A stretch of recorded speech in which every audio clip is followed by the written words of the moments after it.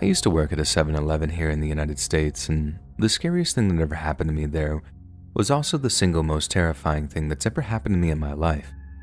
It happened on a particularly quiet night, and I was still kind of hungover from going out drinking the night before, so I wasn't even paying attention when the guy walked into the store.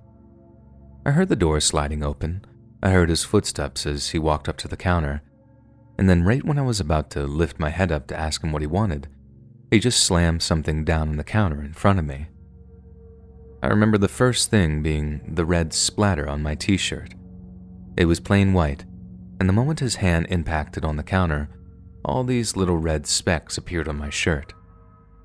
I already recoiled from the shock of having his hand slammed down in front of me, but when I saw what he just slammed down next to the register, I recoiled even further.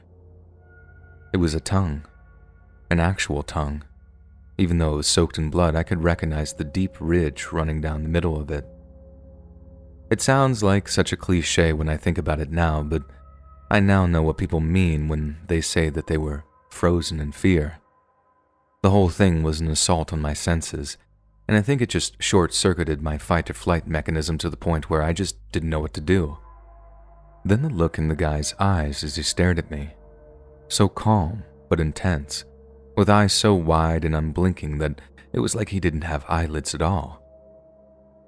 It was only when he spoke that I actually found the will to move, and all he said to me was, "Call 911." I bolted into the back office, locked the door behind me, and immediately called the cops. All the while I watched the guy on the cameras just standing there at the register. He didn't move at all. He just seemed to be looking down and staring at the mess he'd left on the counter. And given the gruesome nature of my emergency, there was a police patrol car and 2 cops pulling up outside in just a matter of minutes. The guy didn't put up any kind of fight when they moved to arrest him. He just held his wrists, allowed them to put the handcuffs on him, then let the cops take him away. Once he was safely out of the store, I walked out of the office, trying not to look at what was on the counter, then told the cops everything I knew. It obviously wasn't all that much, but as I was talking to them, I noticed a few more police surrounding a car in the parking lot that still had the door open. I called the store manager from the McDonald's across the street, telling him that the cops had to close the store because it was an active crime scene. They rushed down to see what was going on, even though it was their day off, and after telling them what had happened, I went home to decompress. From what I heard later, the guy had gotten into an argument with his wife while out driving somewhere. Then at some point, he'd snapped, pulled up into a parking lot, stabbed her to death, then cut her tongue out. Then, for some reason, he picked our 7-Eleven to walk into to slam the tongue he'd cut out of her mouth down onto the countertop. I was allowed to take a little bit of time off of work after the whole thing, as I just couldn't face going back there so soon. Even when I did go back, I was on edge the whole time for my first couple of shifts, and I just couldn't seem to shake the image of that bloody tongue just lying on the countertop right in front of me. The thing I just can't seem to shake is that it wasn't enough for the guy to actually stab and kill his own wife. He had to reach into her mouth afterwards and cut her tongue out. How completely insane with fury does a person have to be to do that? Like, what could possibly possess someone to do something so horrifying to their own spouse? The guy didn't look like a monster either. He didn't look evil or deranged. All that gave his mental state away was that crazy look in his eyes, the one that had me frozen in fear.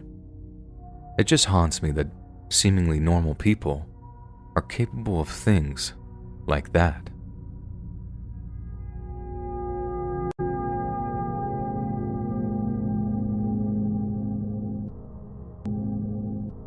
I work at a 7-Eleven part-time in between classes, and earlier this year, we got a little rush of customers in the early afternoon one time. I served 2 guys for coffee and smokes, and at the back of the line, there's this kid, no older than maybe 11 or 12, just waiting there patiently with a backpack in his hand. I actually thought that he looked kind of cute, like a little gentleman out doing some grocery shopping for his mom or something. He gets to the front of the line and I ask him, "What can I help you with, sir?" in a kind of jokey, playful way. Without a hint of emotion on his face, he just reaches into his backpack, pulls out a gun, and says, "Give me all the money." When he pointed it at me, I wasn't sure if it was real or not, because where the hell would a 12-year-old kid get their hands on a loaded gun like that? It's not like the 7-Eleven I work at is in some high crime area or whatever. It's actually located in a pretty nice place, and although I've heard one or two stories from coworkers about the trouble at the store, nothing had ever happened to me personally. There was one other guy in the store at the time, and I looked over at him to see him kind of smiling at the kid. Smiling and frowning, like he was amused but disapproved of the kid playing some dumb childish prank. I don't know guns, but I figured this guy did, so I tried calling this kid's bluff and asked him something like, "You shouldn't point toys like that, sweetie. The cops might think it's real." The kid responds by cocking the gun, and it has this real metallic sound that sends this kind of shock of fear running through me. I didn't know of any toy guns that made such a realistic sound, and as if to illustrate that he wasn't joking around, the kid pointed the gun in the air and actually fired a shot that went right over my head. After my ears got done ringing, and I came to, I heard "Give me all the money" in the same monotone, emotionless way, and I didn't hesitate in doing what he asked. I put as much cash as I could onto the countertop, then watched him fill his backpack with it before he just walked out of the store. I think the thing that scared me so much about it was that the kid just didn't seem to realize the gravity of the situation. He definitely seemed like he had something missing about him, like he didn't understand that he could have actually killed someone over whatever dumb thing he wanted to buy with that money, be it video games or candy or whatever it was. At least a grown-up armed robber understands that a gun is just a means of getting what he wanted, and it's not a good idea to fire it or whatever, just in case they accidentally shoot someone in the face. I get the feeling that even if I'd even tried to resist or tell the kid no, he'd have just shot me, because it's what he assumed he should do. It's almost surreal to me how the closest I've ever come to death is at the hands of a child, someone who should have been so innocent and carefree and full of love, but instead just felt nothing.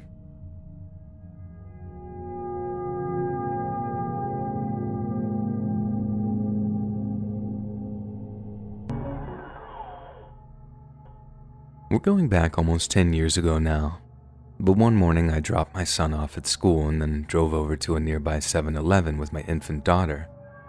It was pretty early in the morning, so there were only one or two other customers, and one of them was this older-looking guy with a walker who was slowly making his way around the store. I didn't pay him too much attention other than feeling kind of sorry for him. Then I picked up the few items I needed, then headed out to my car. Right as I'm putting my daughter in her car seat, I hear a voice behind me. I turn, and it's the old man with the walker, only there's something weirdly different about him than when I saw him in the 7-Eleven. He was walking upright, not leaning on the walker, and his voice sounded much younger than you would have expected from just looking at him. I remember all he said was, "Cute kid." Then as I turned around, I only got the slightest look at the guy and his brand new posture before he slammed the walker into the back of my legs. The force made my knees buckle, and I almost fell right on top of my young daughter. I'm not exactly the tallest woman in the world, so the height reduction from my knees buckling had me falling forward into my open car door, and I had really tried not to crush her as I fell. I honestly thought that he was trying to get me, which was bad enough, but when he grabbed me by the hair and started to drag me up and off of my daughter, I realized he was trying to get to her instead. I honestly didn't think that I could get any more terrified, but the realization that he was actually trying to take my infant daughter away from me was just too much to bear. I remember letting out the loudest, most ear-splitting scream I've ever let out in my life, begging him not to take my baby. He was so much stronger and faster than he looked, and I guess that was all part of his fiendish scheme to have everyone let their guards down around him. It honestly seems like divine intervention now that I look back at it. But someone was just pulling into the small parking lot just as he almost had a hand on my daughter, and seeing the struggle had them instinctively honking their horn over and over in a bid to break it up. I think they figured it was just an incident of spousal abuse or something, because They were just honking and didn't get out of their car until I screamed over and over again, "He's trying to take my baby." The moment they heard that, they came bursting out of their driver's side door. But then the guy sprinted past the passenger side and out towards the main highway. The second he did, another car comes speeding up and stops by him, which I first thought might have been another person coming to tackle him or something.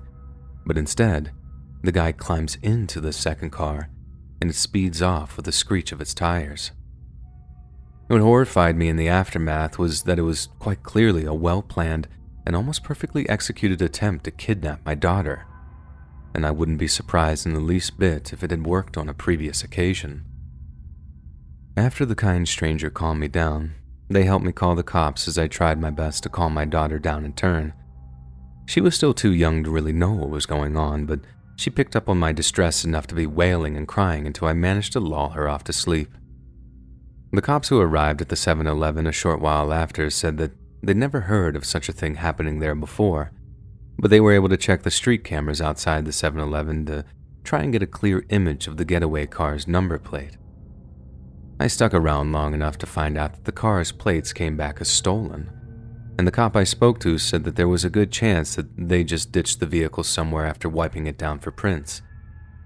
If they had already planned such a detailed operation out, there was a good chance they planned for that too.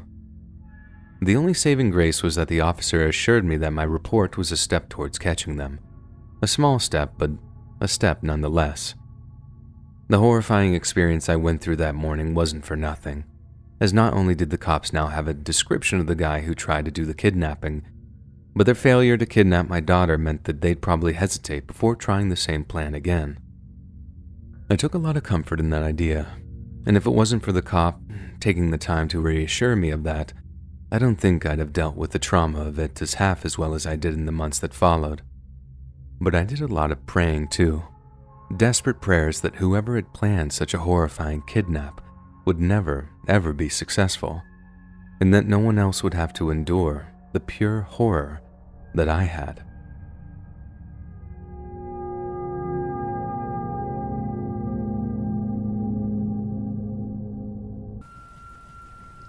During a time when I was done with college and wasn't able to find a job right away, I took a job at a 7-Eleven because I needed money.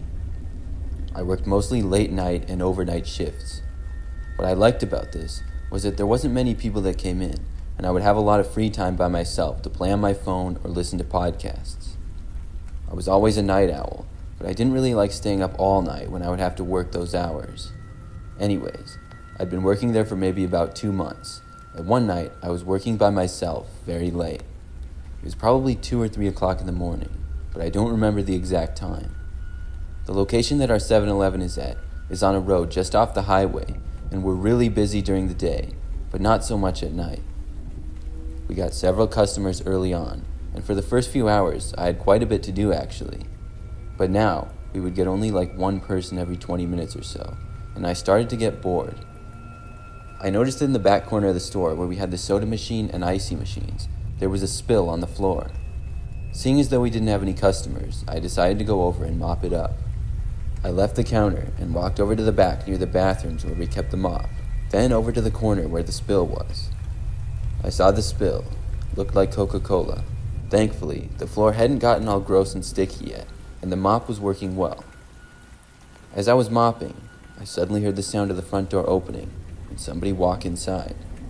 Realizing I wasn't at my counter, I rested the mop against the wall and looked over to see who had entered our store. Where I was, you couldn't see the front door, and whoever was in the front door couldn't see me either. I could, however, just see the front counter.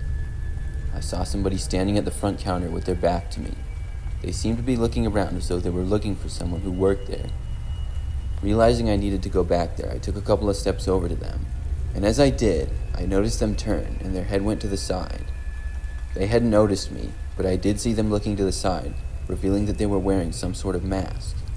It appeared to be a really creepy-looking clown mask. I then noticed that he was wearing a dark blue jacket and his right hand was in his pocket. Immediately I got a bad feeling, as if he was up to no good and possibly looking to rob the place.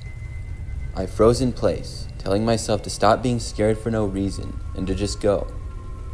I thought, what are the odds he's trying to rob the store? It had never happened before. But as I was standing there, I watched the man then go around and behind the counter himself. As a pure reaction to this, I jumped behind the nearest aisle and hid. I could hear the man messing with stuff behind the counter, and it sounded like he was going through the cash register. I figured he was in fact robbing the place, and as I was hiding back there, I decided to call the police. I got up my phone and dialed, but as soon as I heard the 911 operator answer the phone, I suddenly heard the man go quiet from whatever he was doing and say something. Out of fear, I quickly hung up the phone and held my breath. I heard the man shout from behind the counter, asking who was inside and to come out now. He spoke in a loud and demanding tone. I wasn't going to, though. I was way too scared to move. At this point, I just wanted to get out of there. I knew our store was being robbed, but they didn't pay me enough to try to stop this guy. I just wanted to call the police again, but obviously the man could hear me if I did. I heard his footsteps moving out from behind the counter and get a little bit closer to me. But then they stopped, and I didn't hear anything. I was not moving a muscle, and I was being as quiet as I possibly could be. Then, I heard the door to the building open and shut. I guessed that the guy was leaving, because I didn't hear anything else for about a minute after that. Finally, I got up and slowly took a few steps out. I still heard nothing, and knew this had to mean that the guy was gone. I walked over to the counter to examine what exactly the man had done, and how much he had took. When I got there, though, I passed by the front of the counter where I could see clearly outside. I saw that the man was standing right in front of the door looking inside with his creepy clown mask still on. I jumped back when I saw this, and the man started to walk inside. I ran back towards the end of the store where I had hid before, and I heard the man come in and shout at me to come out and stop hiding like a baby. His footsteps were fast approaching mine, and I knew I probably wouldn't be able to hide from him this time. I was ducking down and quietly moving through aisles to try to hide from the man. This continued for probably a minute, and I knew I couldn't keep this up for much longer. I could hear where the man was, but suddenly I heard the man yell a curse word and then run back to the front and leave the building again. I was confused, but this time decided to stay hiding. Out of curiosity, though, I took a quick peek outside. This time I saw a police car in the parking lot, and it turned its flashing lights on as I saw another car starting to drive away. I stayed hidden until I saw the police stopping the man, and I knew it was safe. I guess my call to the police had gone through, even though I hadn't been able to speak with them. Luckily, the man was caught, and after this night, I decided I didn't want to work overnights again. I still worked there for another few months, even working late shifts, but didn't have to work by myself again.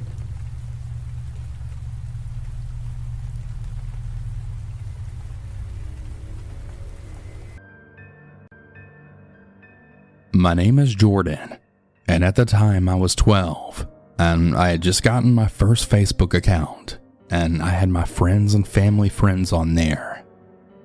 My mom and I had just finished shopping at our local Walmart, and we were headed to our car. This time, which was unusual, we parked near the back of the parking lot. As we left the building, I glanced over to the side, and I saw a particularly tan and skinny guy. He was wearing one of those neon green Nike shirts with black pants. His hair was messed up and shiny, and he was smoking a cigarette. We finally made it to our car and started unloading. Side note, my mom is very religious. She always wants to see the sunny side of situations, and that nobody can be that dangerous.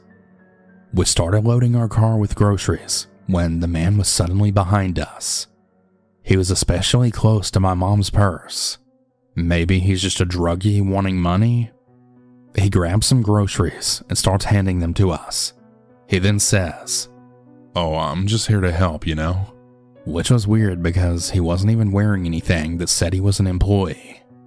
After he helps with the groceries, he's now right behind me, extremely close. My mom said something to me which mentioned my name, and the man goes, "Jordan? That's a very pretty name. Here you go, Jordan." He hands me a half-eaten candy bar. I take it after shooting my mom a glance with the "what the heck" kind of look. She doesn't see a problem. "Where are you two ladies headed?" he asks. My mom replies, but I didn't want to hear what she said. But I got in the car and immediately threw the candy away. I told her that was weird and uncomfortable, and she pretty much blows me off, just saying he was being nice. Something didn't feel right though. It gave me chills in my core. We made it home, which I immediately noticed a beat-up truck slowing around the corner of the street and slowly going by. We went on with our day, and it was about 3 to 4 days later that I then received a message on Facebook from an account with a male profile picture. I was new to Facebook, and I wasn't sure how to set it up or how to manage who could message me. It didn't look like the guy, but the message was implied that it was. Hi Jordan, this is Mike from Walmart. I very obviously didn't respond because I knew it was creepy enough. My mistake was not telling my parents. See, my parents have sheltered me from the internet for my whole life. If they found out I was ever in danger online, they'd take away my electronics and I'd have to go back to having all of my devices monitored with no freedom. So I didn't reply. An hour or two goes by and I start receiving calls, and even more calls. I had to silence my Facebook notifications. It all started at, Why are you ignoring me? to, I'm going to kill you.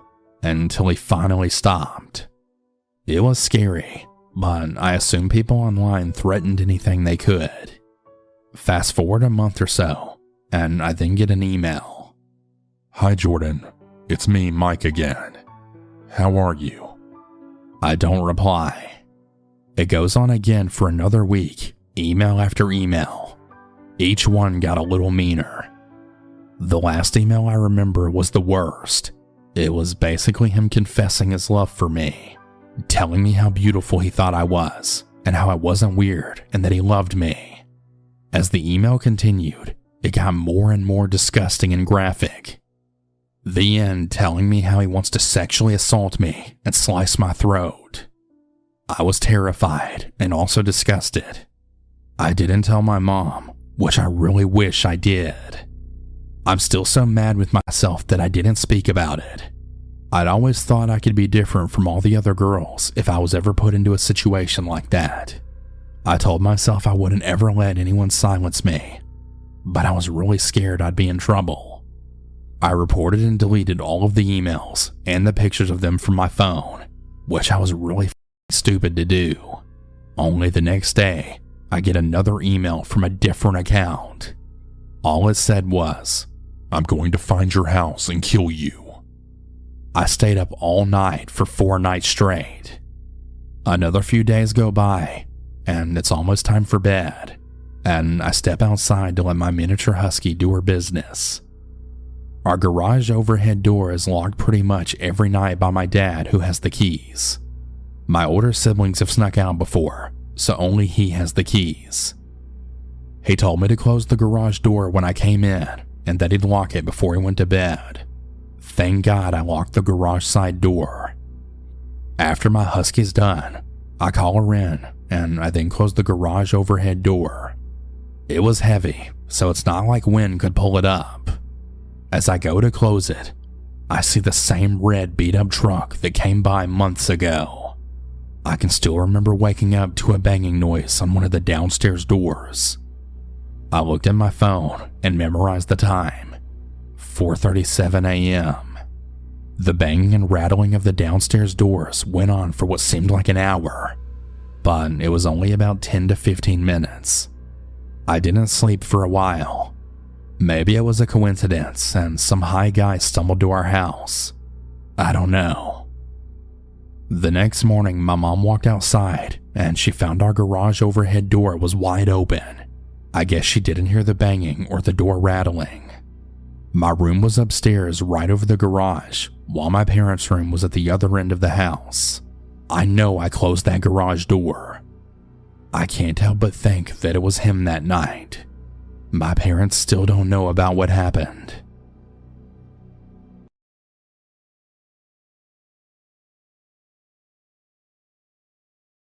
I spend my days as a humble worker at 7-Eleven. More specifically, I was a store manager and franchise owner. I was no software engineer or doctor, and while my family did have their opinions on what I did for a living, my job paid rather well. I was a very different man in my past, but deciding to go the route of franchising a store was a more hands-on career path that mostly kept me in check. It was a low-stress but high-labor job, and that was honestly perfect for me. The job was almost therapeutic to me. It gave me something to take care of, something to look forward to every day. Of course, I couldn't do this alone. Working with me in my daytime shifts were workers Molly and Adam. Molly and Adam were young. They were working there to pay off their college tuition. We all considered ourselves like a family to each other. Molly, Adam, and I grew super close to each other in our time working there. They were like the kids I never had, and this naturally made me a little protective over them. We would always encounter weird or upset customers, and it was usually me who had to stand up for them. I didn't want anything to happen to them. They were so young. Nothing bad had happened to Molly or Adam yet, and I was grateful for that. But one early morning, that changed. It was a Tuesday morning. I want to say the incident occurred around 9 a.m. The sun was out and things seemed to be going normal. This time of day was always peaceful. There was usually never any problems. Eventually, a blue sedan pulled into the parking lot. Inside of the car was a rather average-looking middle-aged man. He stepped out of the car and started filling it with gas. While the pump was going, he then proceeded to the front of the store. As per their training, Molly and Adam greeted him. The man just nodded and started walking around the aisles. He then looped back around the store, approached Molly, and started flirting with her. Molly was visibly uncomfortable, and while I wanted to go to the back of the store and do my inventory logging, I couldn't do this, not with the man hitting on Molly like that. Adam, however, told me that he could handle the man if he started acting any weirder, and naturally, I trusted him. I reluctantly stepped in the back room and started counting down and logging all the items that were there. While I was doing this, however, I kept looking back towards the man to see what he was doing. It seemed like the man was looking back at me as well. This was odd for a number of reasons. Customers aren't supposed to be this close to the back of the store, and he kept awkwardly peering in through the utility room. To make things worse, every time I looked back, the man started to try and act busy. It was like he was trying to pass time or look natural for some reason. I stepped out of the room and asked the man if I could help him. He seemed to awkwardly and rudely shun me off and keep pacing around the store pretending like he was looking for something. For some reason, I decided to ignore all these red flags and continue my work in the back. Eventually, while Molly was passing by the back room, she whispered to me that the man was making her very uncomfortable. I told her that once I finished with the shelf I was working on, I would quickly go outside and help her. I essentially told her to hang in there and wait behind Adam. It was super confusing what the man even wanted. He seemed to have stopped flirting with Molly completely and was instead focused on trying to peer through the back door for some reason. As annoying as this was, I just wanted to get through my work. I had one last crate of granola bars to log down and I didn't want this weird man to stop that. But that's when I heard a commotion coming from the main room. "Excuse me, sir, you're not allowed to be back there. What are you trying to pull off?" "Call the police, Adam," I heard Molly exclaim right after that. I quickly ran out of the storage room to see what was happening and saw the commotion. The man in the blue car was trying to pull something off. I saw Molly in shock and fear in the corner, and Adam with his fists up standing right in front of her. "Hey, what do you think you're doing?" I asked the man. Whoa, what kind of place is this? What's even back there? What are you guys hiding?" "Get out of here, the sign clearly says employees only." "You expect me to just sit here and let you get away with this? No way in hell." We were all in complete shock. Adam tried to calm the man down, however. "Sir, we don't need to get violent, okay? You can just calm down and we don't have to— I don't want to hear another word from you psychos." The man snapped back at Adam. Molly started to cry. She was ready to dart out the store. The man then started reaching for his pocket. We had no idea what he was going to pull out. I tackled the man in the back of the shop and screamed at Adam and Molly to just head away and call the police. A few more minutes of us rustling in the utility room occurred. I managed to headlock the man, but he just kept hitting me off. After a few more minutes of us rustling and fighting in the back, the cops eventually got there. But sadly, they couldn't find him on the scene. We got the man's face on security camera, and his car was still at the pumps. We had both his face and his license plate on camera. Despite all this, the police just left. They couldn't find any sign of him and they assumed that he just ran out through one of the other back doors. As the cops left, I made sure to dump the man's body right next to the first. As I mentioned before, I was a different man in my past. This job really changed me. It seemed like the man in the blue car clearly noticed the other body I had. Normally it's pretty well hidden. Not even Molly or Adam could find it. But I guess one of the legs must have been sticking out or something like that while I was moving stuff around. I re-looked at the security footage to make sure there was no evidence left behind. It seemed like the man wasn't reaching for a gun or a knife. He was reaching for his phone to call the police. I really didn't want it to be this way, but he knew my secret. The man was now part of my collection. Molly and Adam still have no idea what happened, and you bet I'm planning to keep it that way. They can't find out anything about my past. If they did, they'd be shattered. For now, my secret remains safe from the public eye, and I will ensure no one remembers that day. So this happened yesterday, and I'm still pretty shaken up. Just for some backstory, I'm a 25-year-old female, and my boyfriend and I both have jobs where we can work from home and in an office. I was extremely tired yesterday morning, so I decided to work from home as my boyfriend went into the office. So I was alone all day with just my dog and cat at home with me. The day was normal as any other workday from home that I've taken until about 1:30 p.m. This is where things took a turn. I had just hopped into a work meeting when my doorbell rang. We have one of those Ring doorbells with a camera, and it notifies my boyfriend's phone that someone's at the door. I texted my boyfriend, and I asked if he could check who it was, and he said it was an older man who looked kind of sketchy and did not answer the door. So I ignore the door and go back to my meeting. 20 minutes later, I'm done with my meeting, and I decided to check my phone. I always keep my phone on Do Not Disturb while I'm working, and as soon as I checked it, I noticed all of the calls and texts that I'd missed from my boyfriend. Panicked, I immediately called him back, and he frantically asked me why I haven't been answering. I told him I was in a work meeting, and he tells me to look out the window, as the man hasn't left our property yet. I very quietly walk over to the front windows of our house and peek out, and sure enough, the man's in our driveway. He had parked his old beat-up truck next to our car in our driveway, and he was looking back and forth very sketchily. He had on dirty jeans and a dirty gray tank top. I immediately run back to our bedroom, and at this point, my heart is pounding in my chest. I tried to comfort myself by just saying that maybe he had the wrong house, but no. The man began looking through our windows trying to see inside, and he proceeded to try and open our back gate, which was locked. As I mentioned earlier, I have a large dog, and at this point, my dog is snapping and growling at the front door. As I still had my boyfriend on the phone, and he was actively watching the man on the camera app on his phone, I asked him what I should do since I was in full panic mode and completely alone. "Call 911, he firmly said. I did as he said, and with shaky hands I called. While I waited for the police to arrive, I texted my mom to let her know of the situation, and she immediately dropped what she was doing and said she was on her way. The man was still snooping around the house and looking through our windows. At this point, I had no idea what his intentions were, but by the looks of it, they didn't seem good, and I was really afraid he would see me. As soon as the man saw the police coming down the road, he hopped in his truck and sped off. I ran outside to the officer, and at this point, my mom had arrived as well. In tears, I explained what happened, and thankfully my mom got the man's license plate number. The police took his license plate number as well as description, and they told me they'd be on lookout for him.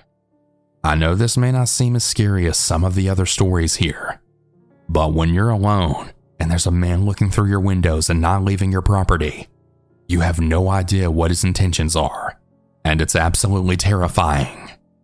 I wasn't able to sleep last night because I was so terrified, thinking he would come back to try and finish what he started. I'm hoping the police call me with an update since we had the license plate number, and if they do, I will provide an update. And to the strange man who wouldn't leave my property, please don't come back again.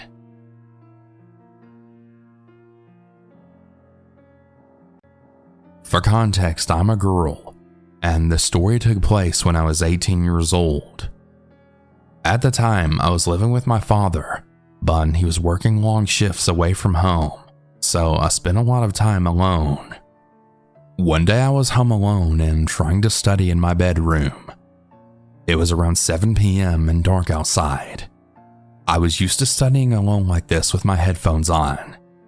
My bedroom was at the back of the house facing the garden, which has a gate at the back leading to a large field. It wasn't unusual to get distracted by the occasional noise at night because the fields were really popular with dog walkers. This time though, it was different. I was trying to focus on my homework when a bright light came streaming through the window. I peeked out expecting to see a person and their dog, but I couldn't locate the source of the light. I went back to what I was doing, assuming it was someone walking who'd accidentally shone the light at my window. The next night it happens again. A bright light through my window, specifically with no dog walker in sight. This time I was frustrated, and I questioned if it could be the same person being creepy or trying to see into my room as I kept the curtains open. I spent longer looking out the window this time, trying to figure out the source of the light. I soon realized it was coming from somewhere close. It was coming from my own garden, and the gate connecting to the field seemed to be open. My heart started beating really fast, and I didn't know what to do. I quickly texted my dad, saying that I thought someone was in the garden. He told me to make sure that all of the doors were locked, and that he'd be home as soon as he could. I snuck down the stairs as quietly as possible, not wanting whoever was outside to know I was there. I checked the front door, and thank God it was locked. I crept to the back door facing the garden, and just as I was about to check it, I then saw the handle going down, like someone was trying to open the door. Thankfully that door was locked too, but they did try a few times to open it. By this point, I was absolutely terrified and shaking. I heard them try and pull at the kitchen window as well, but they had no luck. I tried to get a look at the person, but all I could tell was that they were white and tall. It was too dark to pick out any features. They seemed to be getting frustrated now, and then started banging at the window like they wanted to force it to break or open. I looked towards the front of the house, and my dad's car still wasn't there, and I was getting worried. Then by some miracle, I heard my neighbor's back door open and their large dog barking loudly. They must have noticed the stranger and then let out their dogs to scare them away. And it worked. I haven't seen them around again. I've never been so thankful for my neighbor's loud dogs before, and now I always check the doors are locked, even more than I used to.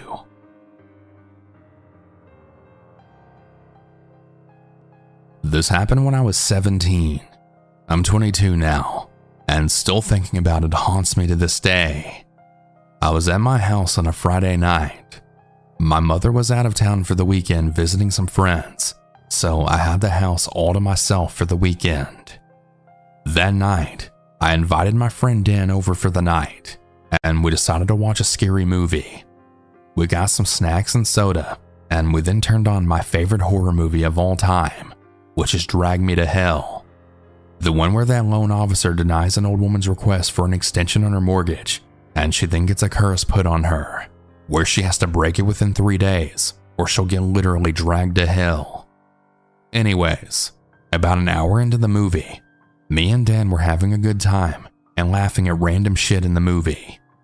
I paused the movie because I had to go to the bathroom, and just as I walked into the bathroom, I saw out the window that the sky looked green. I knew that there was going to be a storm, but I didn't pay attention to it. So I did my business, washed up, and went to continue the movie. Well, after the movie was over, me and Dan got an alert on our phones. The alert said that there was going to be a tornado warning until 7:45 p.m. and to seek shelter now, and that the threat level was really extreme. We immediately left the house to get to the storm shelter in the trailer park. Yeah, I lived in a trailer park at the time, so we had to evacuate the trailer. Just as we got to the storm shelter, that was when all of the sirens started to go off and the wind started to get violent. The owner of the trailer park unlocked the shelter, and us and everyone else in the trailer park got inside of it. We went down to the basement and all huddled. About 10 minutes later, the power went out, and we could all hear the wind getting really violent, and what sounded like a freight train shook the whole building. It shook so violently that I actually thought it was going to collapse. I started crying, and I thought we were going to die. Me, Dan, and everyone else in the shelter started freaking out. There were 5 loud crashing sounds that came from outside. I was so terrified that I felt like I was going to shit myself. We then heard a loud roar of the tornado's wind from outside through the structure of the building. Then about 10 minutes of noise later, it stopped. We were then given the all clear. We all left the shelter, and from the damage we all saw, I couldn't believe it. To say the damage was crazy is an understatement. There were a few cars flipped upside down, a couple of trees were uprooted, and 3 houses were damaged. 2 others were completely leveled, and another house had a car crash into it. Me and Dan hugged each other tightly while crying hysterically, because we were really glad to be alive. We were probably doing this for about 15 minutes. Then we walked back to my house. Luckily, all it had was just a little bit of side damage. Dan also lived in the trailer park at the time. Dan's mom and sister said when they got back to their house, there was damage to the roof. I invited Dan to spend the night at my house tonight. He agreed since he was still terrified. His mom and sister were cool with it too. I know this isn't the typical story with a creeper, but it was still terrifying, and I will never forget that day.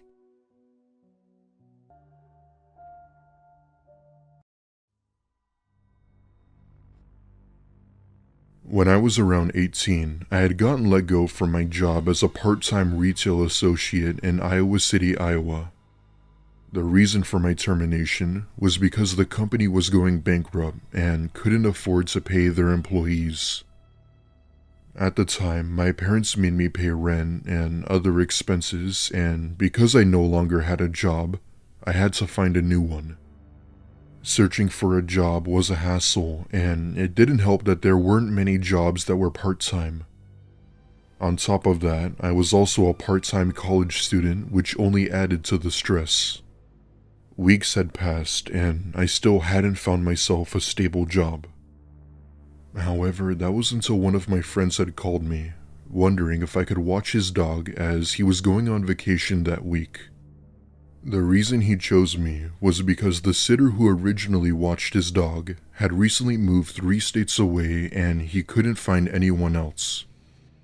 The pay was $600 for 3 days, which was still enough to get by, but meant I would still have to find another job soon. Desperate for pretty much any pay, I accepted his offer and agreed to look after his dog. His dog's name was Jem. She was a gorgeous saddlebag German Shepherd with the personality of a teddy bear. Of course I was intrigued.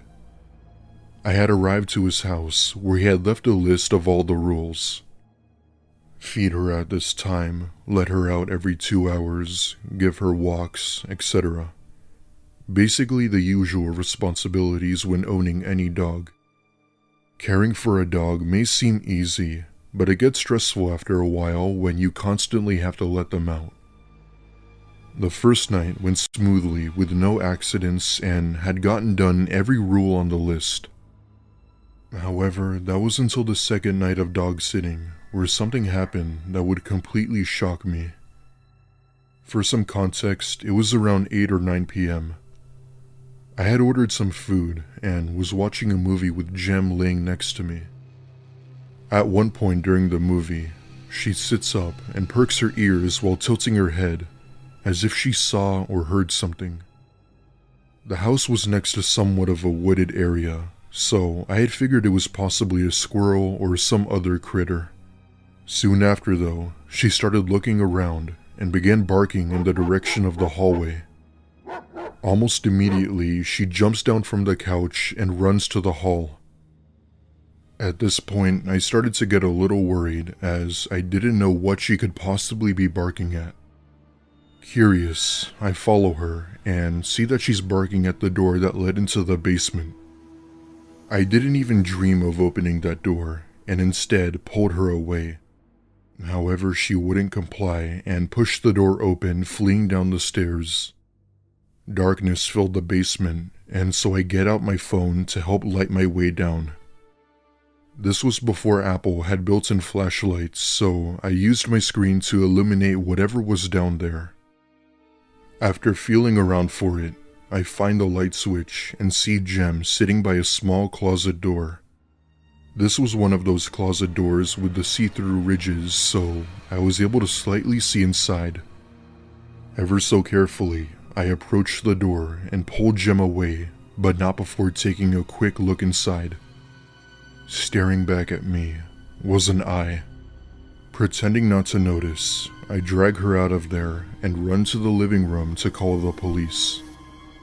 I tried my absolute best to whisper into the mouthpiece as I didn't want to make any noise. However, even with me being so quiet, it didn't help as Jem was still barking.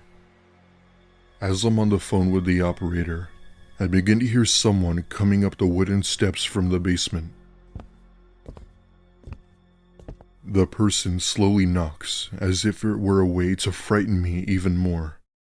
All the while, Jem was barking her head off, trying to break down the basement door. The sounds of sirens being heard in the distance was music to my ears as they drew closer. All the while, I hear the person down there start running down the stairs and hearing a door open. Fortunately, police were fast to respond as they arrived to the house in minutes. As it turns out, police had found what appeared to be some secret room in the basement. Me, nor my friend, had any acknowledgement of this room and didn't even know what it was for. Our best guess was that it was some sort of wine cellar that was used back then. My friend paid me extra for the trouble, and I never dog-sat for him again. I'm not sure if police ever found the man, or the possibility that he's still out there somewhere. The scariest part about this is that there was reason to believe the man had been hiding in that room for months. Inside were stolen items, beer cans, food, and even a sleeping bag. My friend had since moved cities recently as him and his family couldn't shake off the paranoia. This just goes to show you that you can't even enjoy the safety and comfort of your own home.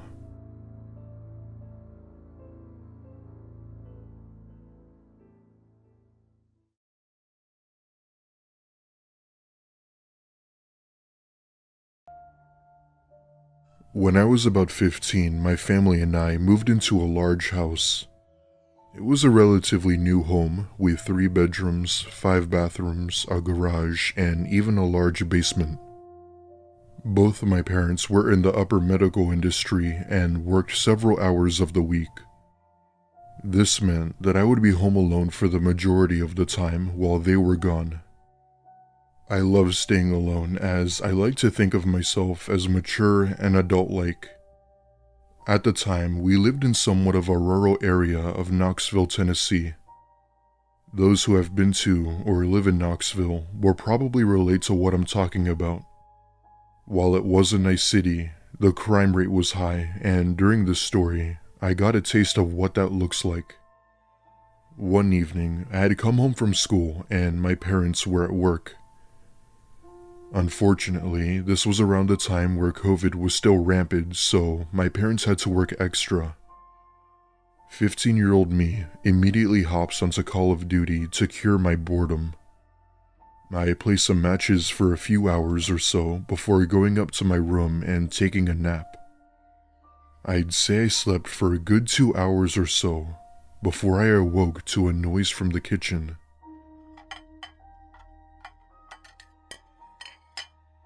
Looking back, it kinda sounded like a clanking noise you'd hear when moving stuff around.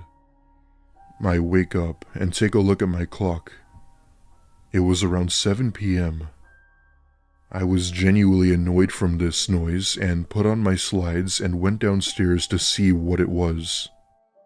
I ever so slowly turned the corner and what I saw chilled me to the bone. There, in the kitchen, was a woman going through our fridge. She had her back toward me, so she couldn't see me or know that I was there. To provide a little more detail, she was not at all a pleasant-looking woman. She looked homeless, and looking back, I'm pretty sure she was. She wore torn shorts, a tank top, and some sort of wristband. I put my hands over my mouth and slowly went back upstairs. As much as I wanted and needed to call the police, I couldn't, as the only home phone we had was near the kitchen. Instead, I thought of another idea. My parents were friends with the neighbors from down the road, so I'd figured I'd go there and call the police. Now, I obviously couldn't have gone through the front door, so I did what anyone else would do. I opened my bedroom window and climbed out while gathering up the courage to fall. When I finally did, I hit the ground with only a sprained ankle and made my way over to the neighbors where I explained what happened. They, of course, instantly let me in to use their phone to call 911. In the meantime, they made a call to the hospital my parents worked at. The police ended up coming a lot faster than I thought and entered my house. Within a minute, they came out with an old, tired, lanky woman in handcuffs. However, she didn't try to get away or resist arrest. She seemed somewhat neutral about it, as if she had accepted her defeat. As it turns out, my theory was correct after all. She was a dangerous homeless woman who had broken into several homes in the area. My parents had come home soon after, where they had spoke with the police, where they then recommended we get cameras. And that's exactly what we did. The next day, my dad went out and installed a high-tech security system around the house. Surprisingly enough, the story didn't end there. It wasn't until a few nights ago where I had brought up the incident to my mom and asked if she remembered about it. Her eyes went wide with this look of fear and worry. When I asked what the matter was, she sat me down, held my hands, and said she was going to tell me something I didn't know. When her and my dad were talking to the cops that day, the cops had mentioned something that would shock them to their core. When they had entered my house, they had found a woman standing outside of my bedroom door. In her hand was one of our kitchen knives that she appeared to have been gripping tightly. Let's just say that if I hadn't jumped out of my window, things probably wouldn't have ended well for me. Thankfully, we hadn't had any break-ins as of today, and I hope it stays that way.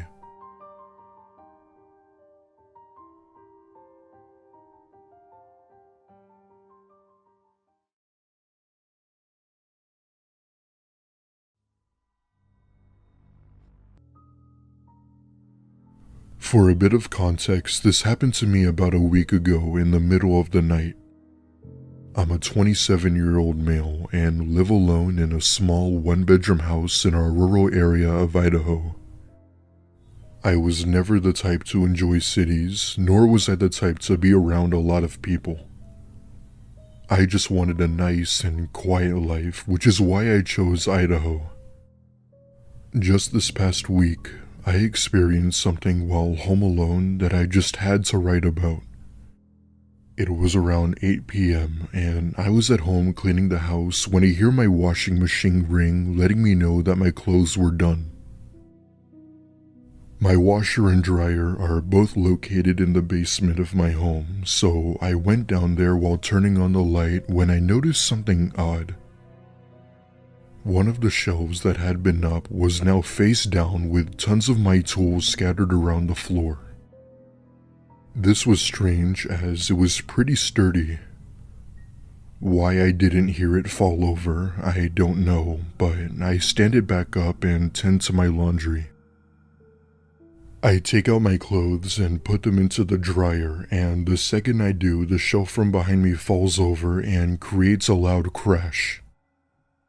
I instantly turn around to face the direction of where the shelf had fallen, and there, standing next to it, was a tall, lanky man with a disturbing grin. He wore a white shirt, baggy pants, and just simply looked dead inside, as if he were extremely tired. I wasn't sure what it was, but something about this man really creeped me out, and not to mention that he kinda looked like L from Death Note. The minute I laid eyes on him, I let out a, "Who the hell are you?" in a short, scared, angry tone. He gave no response and just kind of stood there looking at me, staring into my soul. Figuring he might have been in the possession of drugs, I calmly asked him if he needed help or was lost. Even with my calm approach, he still didn't talk or even move. Not knowing what to do, I called police and told them my situation. They said they'd send someone over, but that it could take a while due to extreme weather conditions. After I had hung up, the man had still been staring at me with his baggy eyes doing seemingly nothing. Then, after what felt like an eternity, he simply turned around and walked back up the stairs and out the back door. I of course followed him, and he kept walking away from my house, disappearing into the night. There aren't any houses or other forms of civilization for a few miles, so I was confused as to who he was or how he got here. He hasn't been back since, and although it was a pretty creepy experience, I'm glad he's now gone.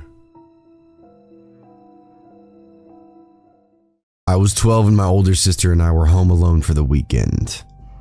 I was waiting for a friend to pick me up and getting restless. There was a knock on the door. Thinking it was her, I ran to answer it without checking through the peephole. A man was standing there with a clipboard and he said he needed to check our gas meter. I was entrenched in the disappointment of my friend still not having arrived yet. So I just told him, "Yeah, sure, whatever you need to do." I didn't notice at the time, but he wasn't dressed as a city official. He had a green and purple shirt with bold stripes, kind of like the host of Blue's Clues. He came in and immediately went upstairs to where our bedrooms were and walked into the open door of my room, the typically girly girl room with pink and glitter. Thank God my sister came down the stairs at the exact same moment and said, "Oh, is that Daphne's dad? Why is he going upstairs?" And I complained about how Daphne wasn't here yet, and was going on and on about how unreliable she was. And then my sister cut me off. Wait. If Daphne isn't here, then who is that?" I said, he said he was here to read the gas meters. Her face turned white.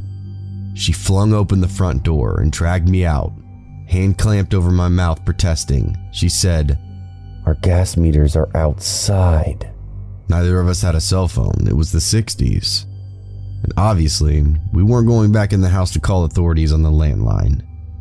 Then my ever so resourceful sister had a stroke of genius. A man was walking right by our house and she motioned him over. She called out loudly into the house, "Oh, Dad, it's good you're home.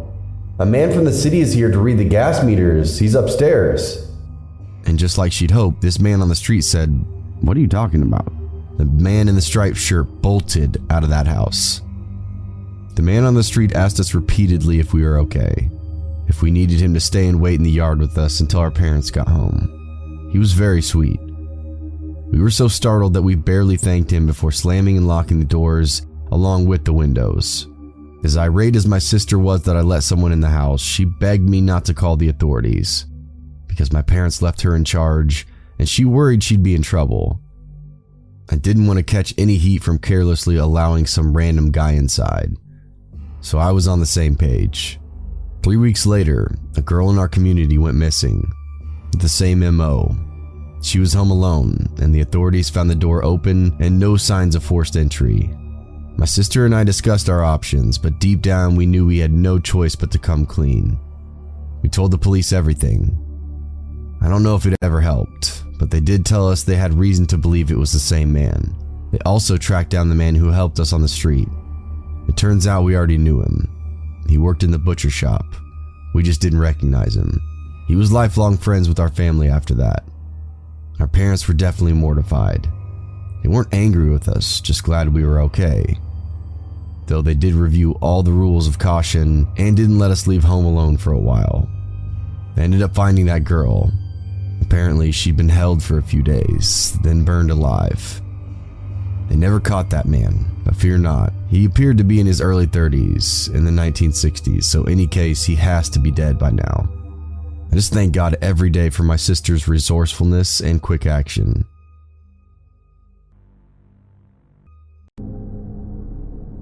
I'm a big fan of the channel, and I think I have a story you might be interested in.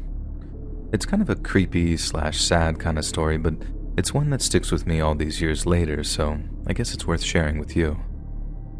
So at the start of 10th grade, this new kid called Caleb joined our school, and I had homeroom with him.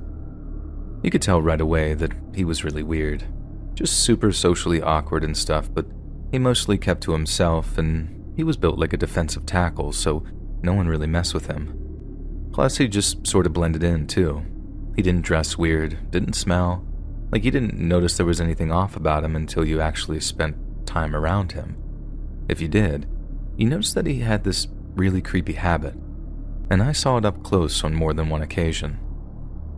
My homeroom seat was about to the front right of Caleb, meaning I could look over my left shoulder and see him right there. So this one time we're in homeroom, but it's kind of like a free period, so everyone is talking and being super loud. Everyone except Caleb. Caleb was just sitting there, reading some old book he always carried around with him, and it looked like he was whispering to himself. You know the way kids kind of silently mouth the words they're reading, I guess out of habit or whatever? Well, that's what it looked like.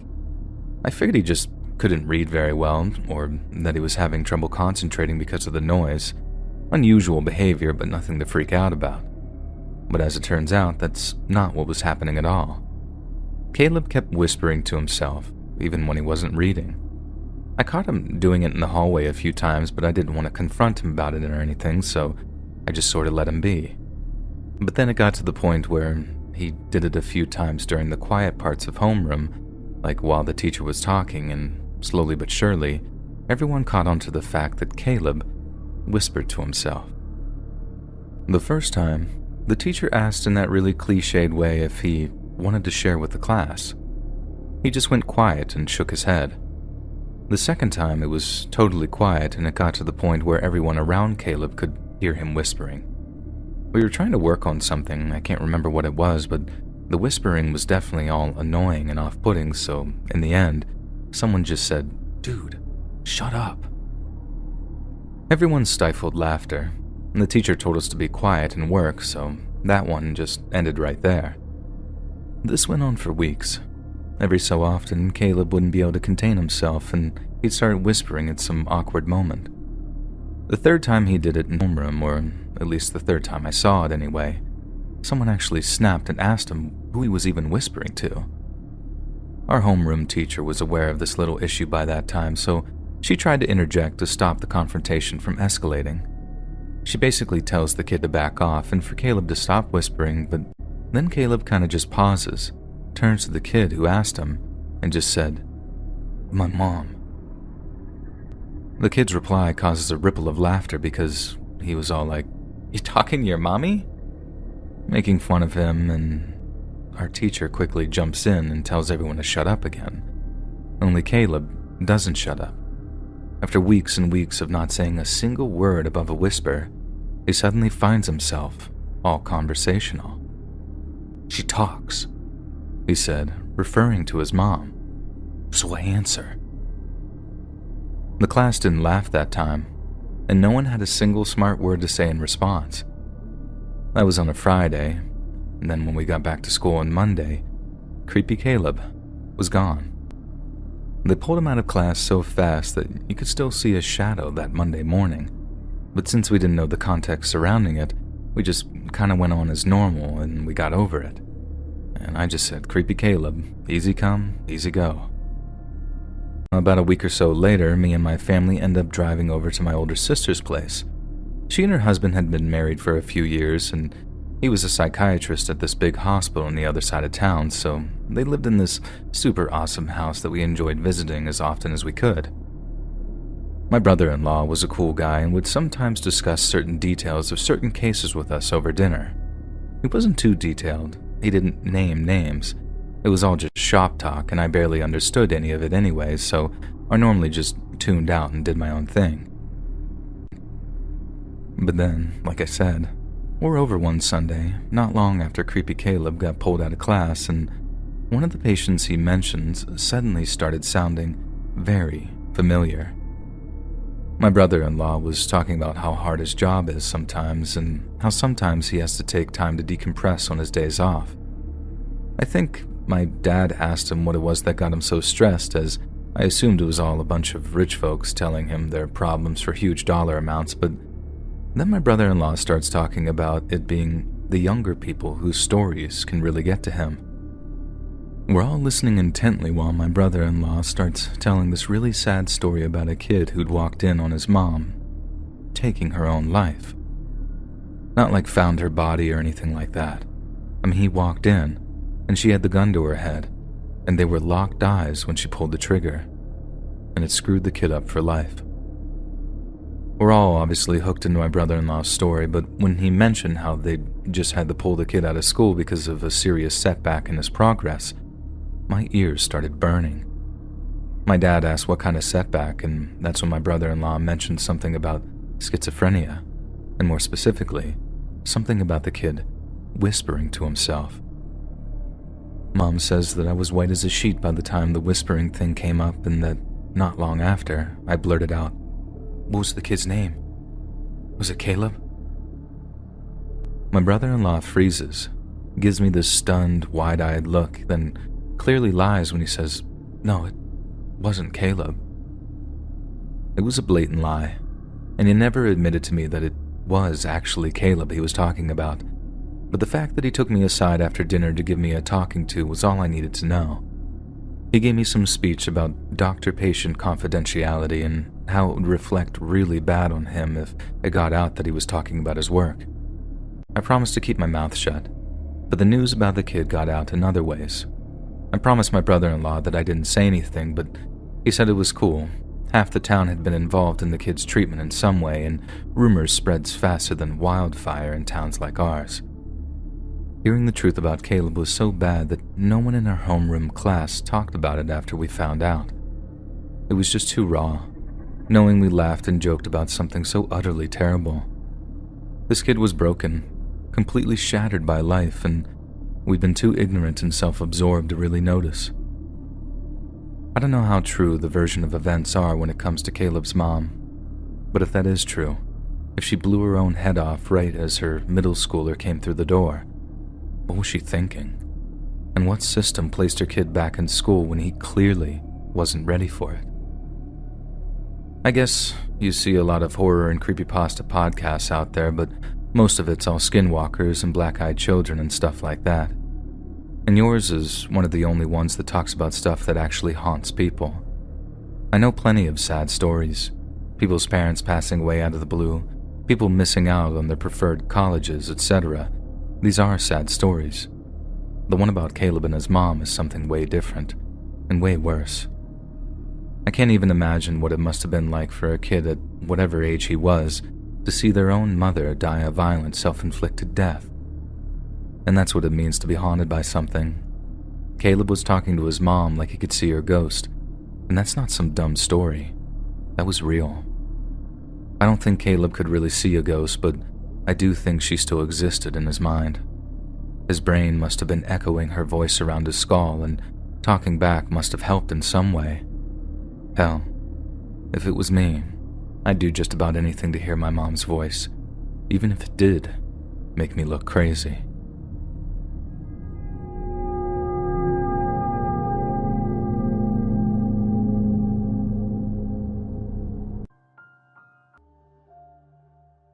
When I was about 17, my mom and I moved to a large city in the US.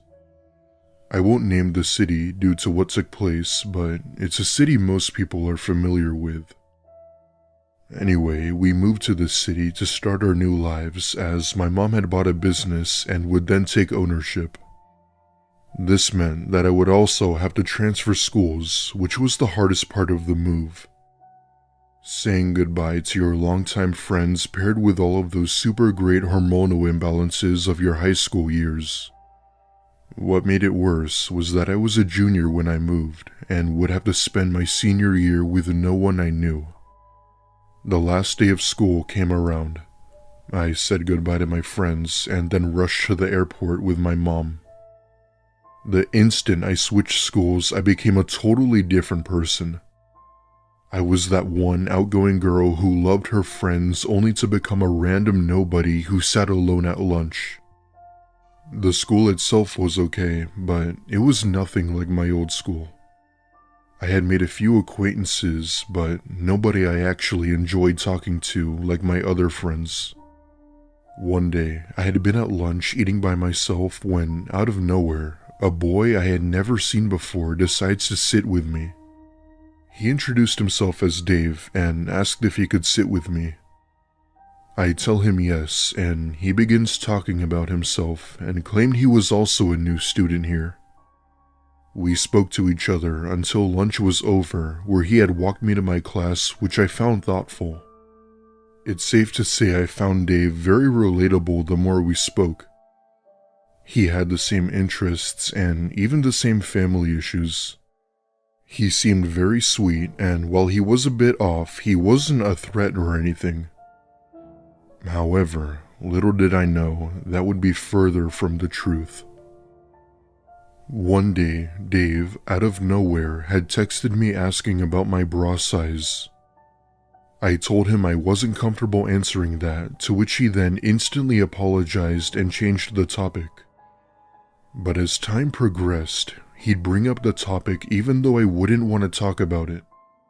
It eventually came to a point where I chose not to speak with him even when he messaged me first. The same drill applied when he approached me at school too. Eventually, days went by, and for some reason I didn't see Dave at school anymore. I assumed that he had finally gotten the hint and just stayed clear of me. However, I was dead wrong.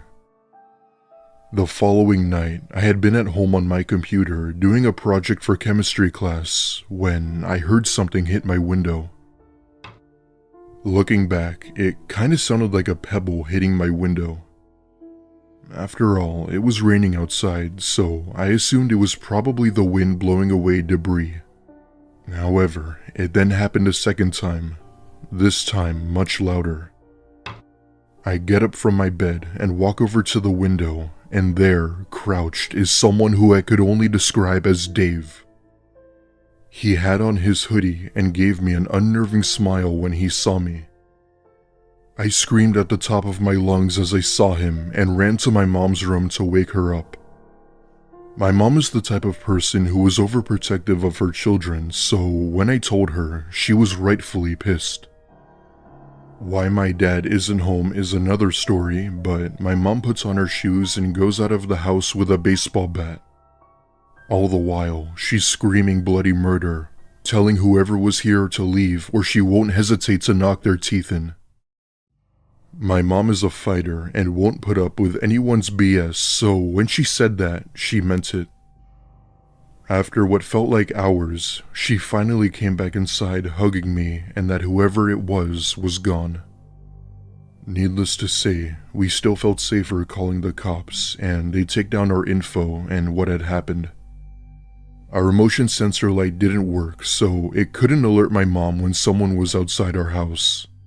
My mom pulled me out of school for a week and demanded the school sort out the situation with Dave. Turns out, Dave had been in and out of the school for the past year and was not at all a new student.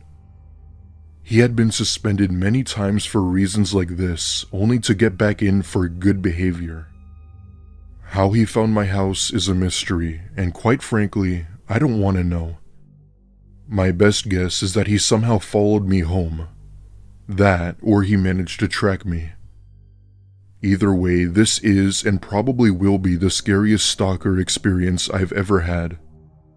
I hadn't even known Dave for a month, and already something came up.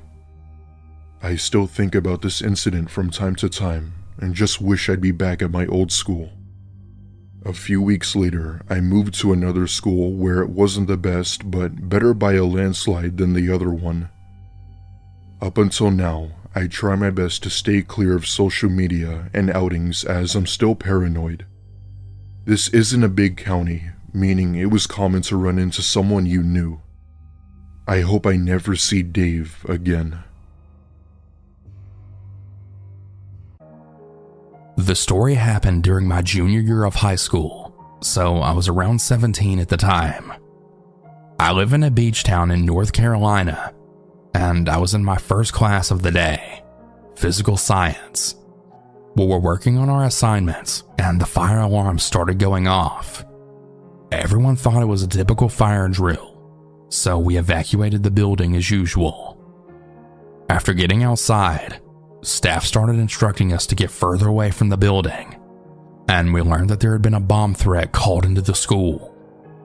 We ended up staying outside on the football field for 6 hours while law enforcement brought in the dogs and searched every single book bag in the building. Everyone got severely sunburned because it was around springtime when this happened, so it was really hot here in North Carolina.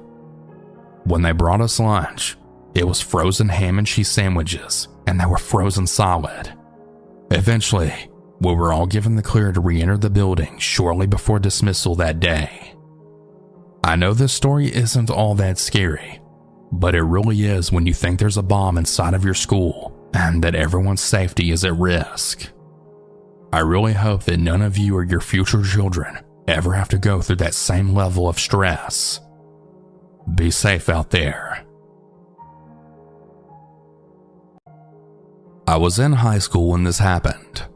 I'm a girl, and this went on when I was 18. The story starts when I was getting coffee in between classes with a classmate. A creepy 40-something-year-old man came up to us, and while we were sitting down talking about coffee we're getting and about classes, he starts to tell my friend that he's sitting in a seat.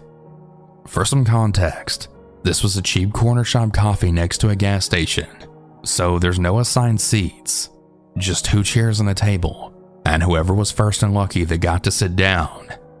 My classmate, not wanting to look intimidated by him, starts to telling him that this isn't his seat and that he's not moving since he was the first one there. There was something really scary about this man, and I was already shaking.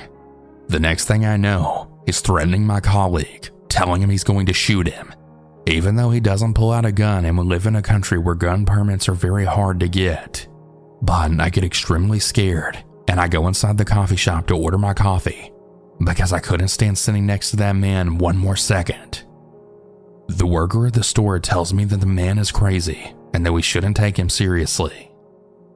People in my country, me included, are kind of used to crazy homeless people, and we encounter them pretty much on a daily basis, so it's not really seen as such a creepy thing.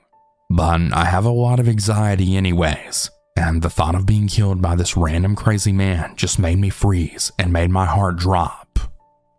Anyways, as this man and my friend are having a staring contest outside, the creepy man backs away and leaves, congratulating my friend for being brave and not being intimidated, and then leaves. As he's leaving, I'm thinking that's it, and it was just another creepy homeless dude. As a disclaimer, I'm not using homeless as an insult. I'm simply stating the obvious since he was carrying big bags with a lot of clothes on his bike. Well, fast forward to summer vacation. I'm in the inner city meeting up with some friends at another coffee place than the one in the first encounter, and I see the same man. He seems to recognize me, and he starts walking towards the coffee place. He just stays some meters away from me, and then stares at me and my friends. I begin to tell my friends about this man, how scared I am of him, and they all start swearing at him and showing him the finger, but he just stays staring at me like a crazy person, as well as smiling with the most unnerving smile that I've ever seen. I don't know how to explain it, but I've just never been so scared of a human being in my life. He had a malicious smile that really made me freeze with anxiety. After a while, we all started ignoring him, as he wasn't leaving, and when it was time to go and separate from my friends, I just couldn't think properly. and I said I was going to take the bus with one of the friends I was with so I wouldn't be alone in the bus stop with this creepy-ass man, because at this point, I was pretty sure he was going to follow me to the bus stop at least, if not maybe even my home. We start walking to the bus stop, and of course he's following us. I began feeling 100 times more scared than before. For some context, he's with his bike at the same time he was when I first saw him. He's a bit ahead of us on his bike, stopping from minute to minute just to check if we're still going in that direction. My friend had also asked some of the boyfriends of hers which were at the coffee place to walk with us, and to walk with us to the bus stop to feel a little safer. In order to get to the bus stop and the bus, we had to get across this road. He remains on the other side of the road, and we then exhale, as we then realize he didn't take the bus with us. The man just starts waving, smiling with that same malicious smile while the bus is leaving. At this point, I then get off after a few stops, since the bus my friend was taking wasn't going in the direction of my house, and I just call my mom and dad to pick me up. My dad picks me up, and I tell him what happened, and he's livid. He tells me the next time I go out he's going to come with me and sit far away, and then just observe to see if the man shows his face again. Anyway, I don't go out for a while, being scared and all, and a few months pass, and I don't see him again. I had really started to forget all about him, until one late summer night. I was out with my ex and my cousin, and we wanted to go to a club. Since this was right after the pandemic, the clubs only held parties outside, and the party was on the street, and the DJ booth was placed basically on the windowsill of the street facade. We get some drinks from inside the club, and we go outside to dance, when I then see a bike and a man on it. I wasn't really sure if it was the same man or not, since it was dark outside, but I tell my ex and cousin, who were up to date with what was going on with this man. Thankfully for me, and really unluckily for the other people at the party, the police were called for public disturbance by the neighbors on that street, so they were there to shut down the party. As the man is circling around us on his bike and smiling, I then realize it's definitely him. I go straight to the police officer that was at the end of the street, and I tell him what's going on. When the man sees this, he instantly starts pedaling much faster, and I then lose sight of him while trying to pinpoint him to the police officer. The policeman just tells me that there's really not much that can be done, since the legal system is shit in our country, and that if I make a complaint about this guy, he'll most likely be let out with a warning, and that he'll only be in jail for one night, and then let free. He proceeds to explain how the only way to put him away for good is if he actually offends, which makes me angry as hell on the inside, and I also feel really disappointed again in the legal system of our country, but at least I got him off my back for that night. The last thing the officer tells me is to always be aware and be safe, and to never walk alone at night, since there had been a lot of reports of attacks in a park which was really close to the club we were at, as well as the center part of the city in general. That was the last time I saw him, but I still really remember it to this day, and I probably will never forget this man's face for as long as I live. I really feel rage towards him to this day, because he managed to make me feel so vulnerable and disarmed. I couldn't and will never understand why someone would want to cause so much psychological pressure to another person. It really is messed up. I'm a 15-year-old male. I live in Germany, but I come from a small European country. This event had happened before I moved to Germany. In my country, we have field trips, usually at the end of 8th grade, that last for a week or so. Now, I've had my fair share of stalkers, but nothing like this. It was September in 2014, and I went to a field trip on an island with my class. I was 14 at the time. There was this girl, Jane. Jane used to be a normal girl up until that point. She was always kind of shy and really kept to herself, but everyone liked her. She was never bullied or anything, just a normal shy girl. We used to chat on Facebook a little bit, but nothing serious. I never really harbored any feelings towards her, neither in her favor nor against her. Now, back to the field trip. I've smoked a couple of cigarettes with my mates in our hotel room, and then we met outside. The teacher wanted to show us some plants that were specific for that area. Now, I've noticed that Jane was talking to me more often than before, and that she had walked very near to me, but I thought that that was merely a coincidence. I didn't make a fuss about it, but as time went by, things had started to get worse. She started touching me, hugging me, and following me, respectively. On the third day, we went on a cruise to a nearby island, and during the cruise, she was sitting next to me. She had a camera and was taking pictures of me. I had zero sense of restraint at that point since I was young and didn't think much of it. I've noticed that she was taking a suspicious amount of photos, mostly of me, and I told her to calm down. Then she talked to me for an hour, but she didn't say anything interesting.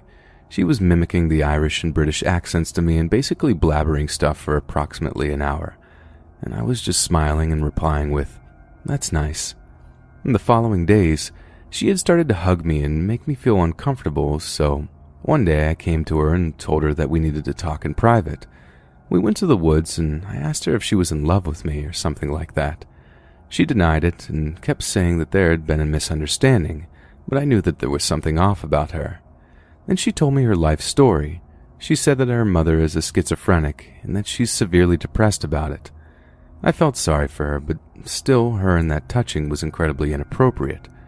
During our conversation, my mates wondered where I am and organized a search party for me. They found us eventually, but she had decided to stay behind and let me go. I have no idea what she was doing after I left. On one occasion, I'm a little fuzzy about the details, she came into our hotel room asking for water, as if there wasn't any water in her own room. However, when she got the requested water, she refused to leave the room. We got rid of her by telling her that we were going out to have some fun. The next day, the harassing got even worse. She would follow me around and hug me. The peak of her abnormal behavior happened in the evening. I took a walk with a friend of mine and turned around briefly only to see her behind us. She was following us, I kid you not. I have never felt this kind of dread in my whole life. We have made our way down the shore and I hid behind a big rock next to a police station. "We should go inside and tell the police we have a stalker," my friend joked. Anyway, she couldn't find us and gave up finally. My best friend heard the story and went to her room to tell her to screw off. I was infuriated with him because it was rude of him, regardless of her actions. I'm usually not meek, but I thought that was horrible. Now I see that no matter how cruel that was, it was the right thing to do. I went to her room and apologized for my friend's actions. She was in her bed sobbing uncontrollably, and I calmed her down and went outside. A female friend of mine, Sarah, had invited me to come to her room so we could discuss something. I made my way to her room and saw two other girls there. We sat on the chairs in her balcony, and she had told me that Jane is a very depressed person who had done some self-harming in the past. I was shocked when I had heard that. So, amidst our conversation, I winced. I raised my look and saw Jane, maybe 50 meters or 160 feet away, just sitting on a rock, listening to music and staring at me. She had a solemn look in her eyes. I suddenly felt dismay and told my friends that we have a spectator. They winced too, and we decided to pry on her a little bit before backing out to the bedroom. "Just stay away from her," was the last thing Sarah told me before I left. To my luck, it was the end of our field trip and I finally got some rest. Weird encounters with her became fewer and fewer because she was often absent from school. Later I found out that she had overdosed on sleeping pills a couple of times but survived all of those occurrences. There was even a rumor that she had ended up in a psychiatric institution, but I have no proof of that and I can't tell you in confidence. The point of the story is that sometimes you have to be rude so you can prevent something like this from happening to you. It may seem cruel or it might even hurt the other person, but in the end, it's your life and you have to stand up for yourself and make sure that you're happy first. When I was pregnant with my first child, I worked the overnight shift at a gas station near my house to pick up some extra hours. I know this may not sound amazing, but this gas station was beautiful. It was one of those full market gas stations, and it was in a really nice section of town. I know most stories that take place in these 24-hour settings are usually in dark and eerie places, but I never once felt that way in this company. Usually after 11 o'clock at night, it was slow. I would spend most of my shift watching YouTube or Netflix on my phone, talking to my fiancée or stocking the shelves. I didn't even get that many overnight truck drivers buying coffee or snacks because the gas station wasn't that close to any highways. It was an easy job, especially being pregnant, and it paid well, which was the main reason behind this job. One night early in my shift, a taller man came in. I shouted from behind the counter, "Hey there, how you doing this evening?" The man didn't respond. He didn't even look in my direction. He walked straight into the bathroom. That wasn't that alarming to me, though, if I'm being honest. I knew better than most at this point that when you gotta go, you gotta go. So I just figured that he just really had to go to the bathroom. After nearly 20 minutes, I noticed he had never come out of the bathroom. I was a little concerned and was thinking about knocking on the door to make sure he was all right. I slowly started making my way to the bathroom and saw that he had finally come out. I got a good look at his face at this point. He was as normal looking as can be. He was clean-shaven with a tan complexion. He had short gray hair that was parted and combed nicely. Even though his hair was gray, he couldn't have been older than 40 years old. He was wearing jeans, a flannel, and work boots that looked really beat up. I got the impression that this guy was just some blue-collar worker and he was just stopping to use the restroom. He walked right by me again and didn't say a word. He walked outside but didn't get in any vehicle. He looked like he walked to the side of the building. That's when I noticed that there was no vehicle out there. So whoever this strange man was, he must have walked. That whole ordeal was a little off-putting, but overall I stopped thinking about it just a couple of minutes later since it was uneventful. Part of working these late-night shifts is you get your array of strange individuals. As the night continued, I ended up calling my fiancée and we were just talking on the phone, passing the time. It had to be at least an hour later. The door opened and to my surprise, it was the same guy. This time I didn't say anything to him, figuring that maybe he spoke another language or something. Well, that theory went out the window instantly because instead of walking to the bathroom, this time he walked right up to the counter and asked in a polite voice, "Hello, ma'am. You can't say hello to me?" He smiled as he said it, indicating to me that he was joking around. I nervously smiled and responded, "Sorry about that, sir. Hello, how are you doing this evening?" He smiled and only responded with one word in an abrupt tone, "Jerky." I jumped back a little bit and said, "Excuse me?" The man then leaned toward me and in a polite voice changed into a more aggressive voice and he said, "I want beef jerky. Where is it?" I pointed over to the rack where all the jerky and Slim Jims were located. He smiled at me and now in a polite tone once again he said, "Why thank you, ma'am." He slowly walked over to the beef jerky and stopped once he got to the rack.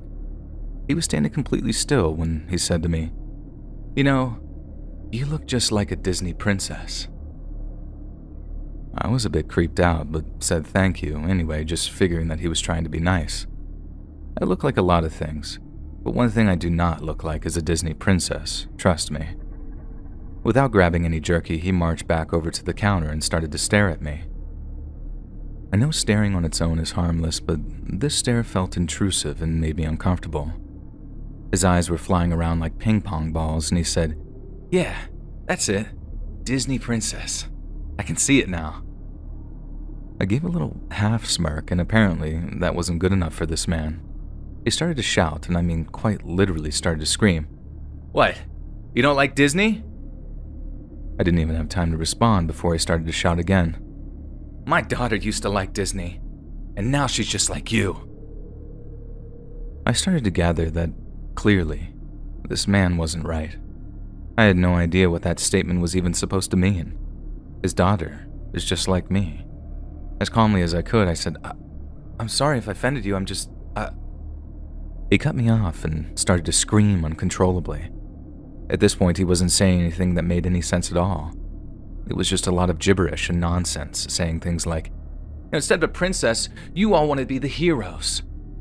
And even more strangely, "I could be a king, and instead, I'm here." It was clear to me that this man was having some sort of nervous breakdown. Thankfully, I never hung up the phone with my fiancée who was witnessing this entire unhinged conversation. He felt like something was clearly not right and he didn't want to take any chances. So he called the police and told them what I was dealing with, an unruly and potentially hostile customer. Well, I have never been more thankful for my fiancé because during the man's rant, he did start becoming hostile. He stormed back over to the beef jerky and knocked over the entire display. Even though this guy was clearly not right, this was the first moment that I actually felt unsafe. After knocking over the display, he turned and looked at me, and his eyes were almost indescribable. They looked void of any emotion. At that moment, 2 cop cars pulled up and the man didn't even flinch. He didn't move.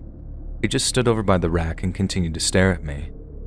The cops walked inside, and to their credit, they didn't overreact and remained cool and calm. One of the police officers came to me and made sure that I was all right, which I was. The other officer went over to the man and was talking to him quietly. I couldn't make out any of the words the cop was saying to the man. The man looked upset but didn't lose his temper as he did moments ago, and the officers escorted him out, not in handcuffs or anything like that. They literally just walked outside and had a conversation that lasted a good 20 minutes. One officer left with the man, with the other hanging around at the gas station with me and just making sure the man didn't come back. I have no idea what would have happened if my fiancé wasn't still on the phone and called the police. The man was becoming more and more enraged with every moment. I never saw the guy again, and I never placed any official report, really. After this night, I didn't work another overnight shift. I know some people may have had far worse and more terrifying stories of working overnight, and I feel for those people. However, this was the worst thing that's ever happened to me personally, and even though I left with no physical harm, the fear that I felt that evening just looking at that crazed man is something that will always be burned into my brain. I was a night shift clerk at a 24-hour gas station back in the late 90s, before they had credit card readers on every pump. I had been doing it for 2 years already, and it was a good job since I went to college during the day. It was tiresome, but it paid bills and gave me some spending cash for beer and things like that. The gas station I worked at was on the edge of town, so we got very little traffic late at night, but truckers came through often enough to make it worthwhile to stay open. This suited me well because I would spend all my downtime studying until the next shift came in at 2 a.m. This was probably the only really crazy thing that happened to me while working there, so I remember it well. It was late fall, Friday night I think, and things had been real quiet that night. I'd say that normally we'd get 4 or 5 people through every hour or so. But this night, it was an hour until the end of my shift, and I had only seen a trucker and one other late-night motorist. As I was saying, it was about 1 o'clock and all was silent. I was nodding off over my textbooks, organic chemistry or something like that, when the chime sounded, alerting me that someone had walked in. The man looked pretty raggedy. He had a long wool coat on, a beanie, and his salt and pepper beard reached down to his chin. I could tell from 20 feet away that his eyes were bloodshot. They were so red, and the heavy smell of marijuana and booze filled the store as soon as he entered. Like I said before, the store is at the edge of town. I'd never had anyone walk in that late at night since it was about 10 miles from any residential area. He staggered up and down each aisle, looking at various products and then putting them back down. I wasn't really nervous, honestly, because he wasn't a very imposing figure, short and really skinny. If anything, I would have expected him to try and grab some food and make a run for it. Once he started to make his way back through the aisles a second time, I asked if he needed some help. He kind of grunted and just kept doing what he was doing. I thought maybe he was just trying to warm up before moving on again and let him be. I went back to reading my book, and not even a few minutes later, he was at the checkout stand. It scared me a little because I never heard him walk up to me. He was suddenly there and slurred out, "You got any cigarettes?" Now there was a whole wall of cigarettes behind me, so I asked him what type. He said, No. I mean, do you have any on you?" I told him I didn't smoke, but if he wanted to purchase some, I could do that for him. This next thing I'll never forget. His face went blank, and I could tell he was staring at something behind me, so I turned to see what he was looking at. There was nothing there except the wall and all the cigarettes we had on display. I turned back around and he let out a blood-curdling scream, pointed at something and a look of absolute shock was plastered on his face. You know that scene from Invasion of the Body Snatchers? It's an older film, and I'm thinking of the one from 1978, where at the end Donald Sutherland has been turned into a pod person, and he's pointing and screaming. I've seen it come back in memes sometimes. Anyways, it kind of reminded me of that, but he looked even more terrified. He then reached over the counter and grabbed me by my shirt, pulling me to him real close and screamed, "They're here! They're here!" before pushing me back and running out the door. That scared the shit out of me, and I was hoping it was the last I would see of him, but a minute or two later, he was out in front pacing back and forth, yelling at nothing and occasionally hitting himself in the head with a closed fist. I didn't know what else to do, so I locked the door quickly and watched him for a moment. When it became apparent he wasn't going to leave, I called the cops and let them know he was being a nuisance. They said they would send someone over to pick him up. I couldn't risk him doing something to a customer if one happened to come by, or a customer doing something to this poor man that clearly was not mentally well. From the time I called the cops until they showed up was only about 15 minutes, but in that time a 90-something Honda Accord pulled up. At first I worried a customer would be bothered, but then I saw a man, probably in his late 20s. It was hard to tell with the lights washing him out, and he started to talk to the mentally ill man. Then I saw the younger man lead the other one to his car. Before I could unlock the door and make it out of there, they were gone. The police later showed up, and I gave a description of everything that happened and of the car and the younger man as best I could. I don't know whatever happened to the mentally ill man or the younger one. I sometimes think that maybe the younger one was the son, friend, or relative of the ill one, and he was taking him somewhere safe. But it could have been something more sinister. About a year ago, in my final semester in college, I worked at a Shaw's grocery store in Boston, Massachusetts. For those of you who don't know what Shaw's is, it's basically a grocery store that's mainly based in the Northeast. I didn't have a car yet, so I mainly requested for day shifts as I've always been skeptical of the night. It wasn't that I hated them, it was more so the fear of what could happen, especially to a petite 5'7" girl like me. However, sometimes I'd be given a closing shift, much to my annoyance, as I had a 7:45 a.m. class and we closed pretty late. Whenever I did have a closing shift, we'd end up closing at 10, and it's about an hour's bus ride back home. My managers, being the jerks that they were, gave me a week of closing shifts knowing my situation. I was pissed, but whatever. It's a few $100s added to my paycheck, so I couldn't argue with that. It was a Thursday night, and I had just finished stocking a few chips as we had just gotten an extra shipment. It was me, my manager, and another coworker running the register. It's about an hour before we close, and the store's pretty much dead except for a few customers. I finish putting the chips on the shelves and get ready to clock out. Before doing so, my manager had told me to go outside and bring the shopping carts that were in the parking lot to the store. Living in a decent-sized city, it wasn't uncommon for careless people to leave their carts out in the open. As I'm grabbing a cart beside a car, a woman rolls down her window and says hello. With a friendly smile, I say hello back and asked if I could help her. In the car was a mom and what appeared to be her teenage daughter in the front seat. Right away, the mom seemed concerned, looking back and forth before telling me that they needed gas. I tell her there was a gas station just down the road, but she then interrupts me, asking if I could give her money for gas. She's explaining as to how she just came from another state and was in desperate need.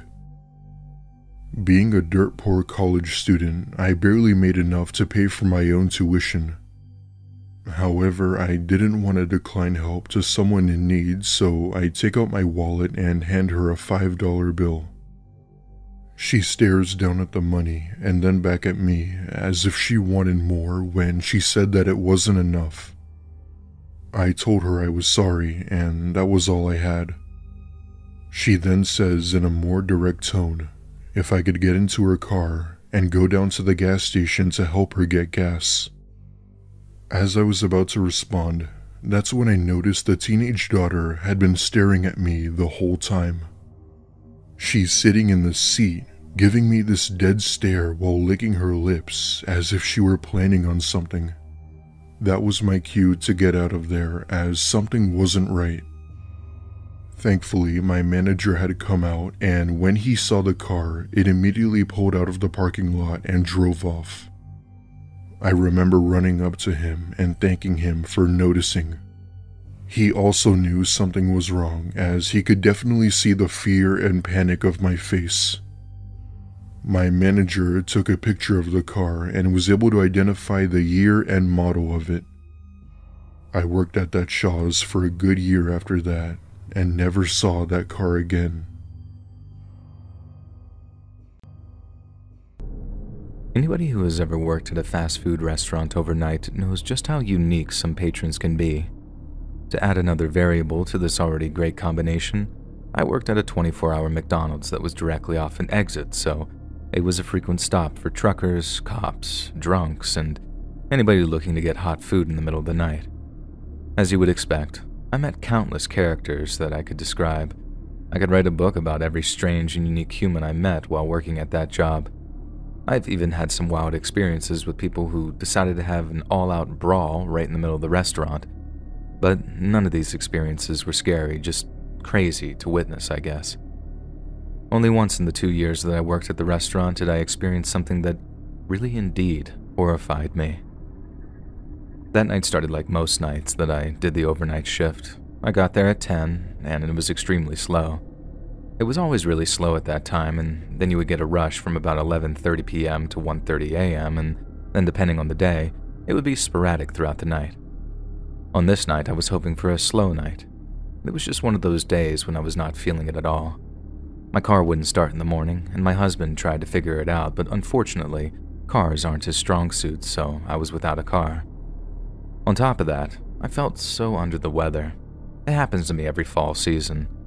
I felt like a house fell on me and I just wanted to get under a blanket and pass out, but unfortunately, I got bills to pay, so unless I was extremely sick, calling in was not an option. Thankfully, I was able to take my husband's Silverado truck to work. A little after 2 a.m., my coworker and I were just hanging out. I ended up getting my wish with it being slow. That night was one of the slowest nights I could remember working. Eventually, my coworker went into the office to do some paperwork. I think that was an excuse to go take a nap or something, but I didn't have the energy to call him out. When I was alone at the counter, listening to YouTube on my phone, I heard the bell from the door. It was a peculiar-looking man. He wasn't an old man, but he wasn't young either, maybe mid-40s if I had to guess. He looked homeless, but not grungy and dirty, more like he was just not put together right. He was shorter than me, but I'm tall for a woman. He couldn't have weighed more than 130 pounds, even with his big winter coat on. As he slowly approached the counter, I asked, "Hey there, sir. What can I get you tonight?" The man just looked at me and smiled. I wish I could have a picture of that moment. The look that he was giving me made me so unsettled. Something about the way he looked at me was just not right, and it gave me the creeps before he even spoke. His eyes were so dark that they looked almost black, and his mouth was just open enough with his smile that I could see his yellow teeth. Finally, he spoke after what seemed like an outrageous amount of time, and I was surprised at the deep southern voice that came out of this little man, and he said, "Wow, aren't you gorgeous? I thought I wanted fries, but maybe I'll order something else."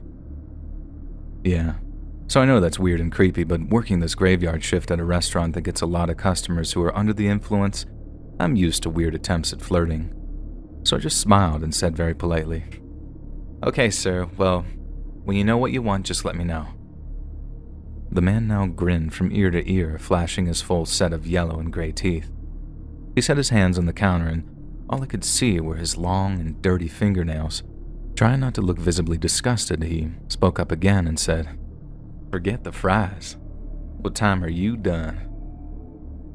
Usually something like this, I would just smile and say I'm married and move on with my life, but I don't know if it was because I didn't feel good or maybe because the guy gave me the creeps from the start, but instead, in an annoyed and aggressive voice, I responded with, "If you don't want to order any food, you can leave."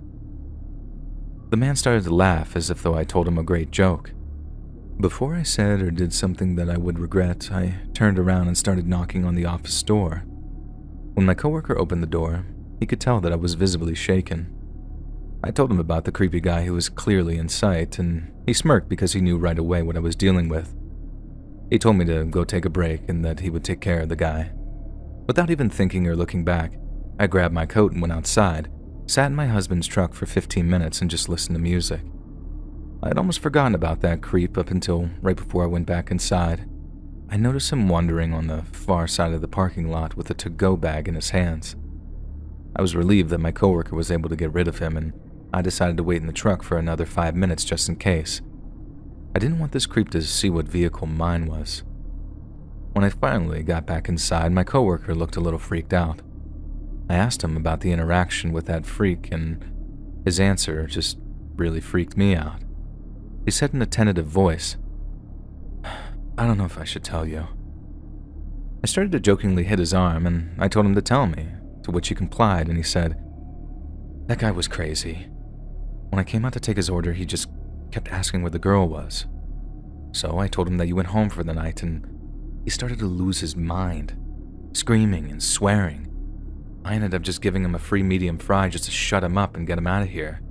Then he turned around, and as he was walking out, he said, 'Tell Monica I said goodbye, and I'll see her soon.'" This little story almost made me faint, mainly because I don't wear a name tag at this job. I had no earthly idea how this man knew my name. For the remainder of the shift, I couldn't focus. I just kept looking over at the door, expecting this man to stumble back in, but thankfully, he never did. Close to 4:30 in the morning, I asked if I could leave early. He knew that I wasn't feeling well, and with the creepy guy on my mind, he knew that I just needed to get away. Just to make my night more enjoyable, as I was leaving, it started to snow, and it was the first truly hard snowfall of the season, even though fall basically just started. I was thankful to have my husband's truck once again, and I figured if I just took it slow, I'd be safe. I couldn't have been more wrong. Only about a half-mile from work, I ended up driving into a ditch because I couldn't see the road from the snow falling. I was all right, and it didn't seem like too much damage, but I couldn't get myself out of the ditch. I called police, and surprisingly, the cops were there in about a minute. I got out of the truck to greet the cop, and that's when it happened. From the bed of the truck, the man from the restaurant jumped out and started to run full speed into the night. I screamed, and then was at a loss for words. The cop didn't know what to do and started to yell at me to tell him what was going on. I finally told him, and he radioed some other cops, but they never caught him. We eventually went back to the restaurant, and I gave the police my entire story. They looked at the cameras, but it wasn't enough to ever actually catch the guy. The worst part was watching the video of the guy getting into the bed of the truck. It was no more than 10 minutes after my break. He came storming back into the parking lot with the food bag still in his hands. He looked around for a few minutes, tried the door, and when it was locked, he just jumped into the back. I'm so lucky I drove into a ditch that night, because if I hadn't, who knows what would have happened to me. The bag was left in the back of the truck with the fries still in it. This guy never even wanted the food. He knew my name from the start, and he knew when I worked, and he knew the vehicle that I would have. This happened several years ago, and I'm still not quite ready to work overnights again. Always lock your doors, and please be careful. Some people really are monsters.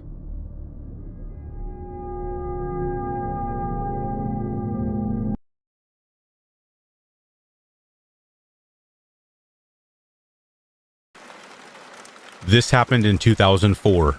I was a new college graduate starting my career in healthcare at a hospital 2 hours away from where I grew up. The hospital I worked at was huge, a level 1 trauma center. I work in a highly specialized area. There were only 2 other people at the hospital with my licensure. That's important because we spent a lot of time working alone in our department and had to stagger our shifts for coverage. I had the early shift. I arrived at 5:45 in the morning.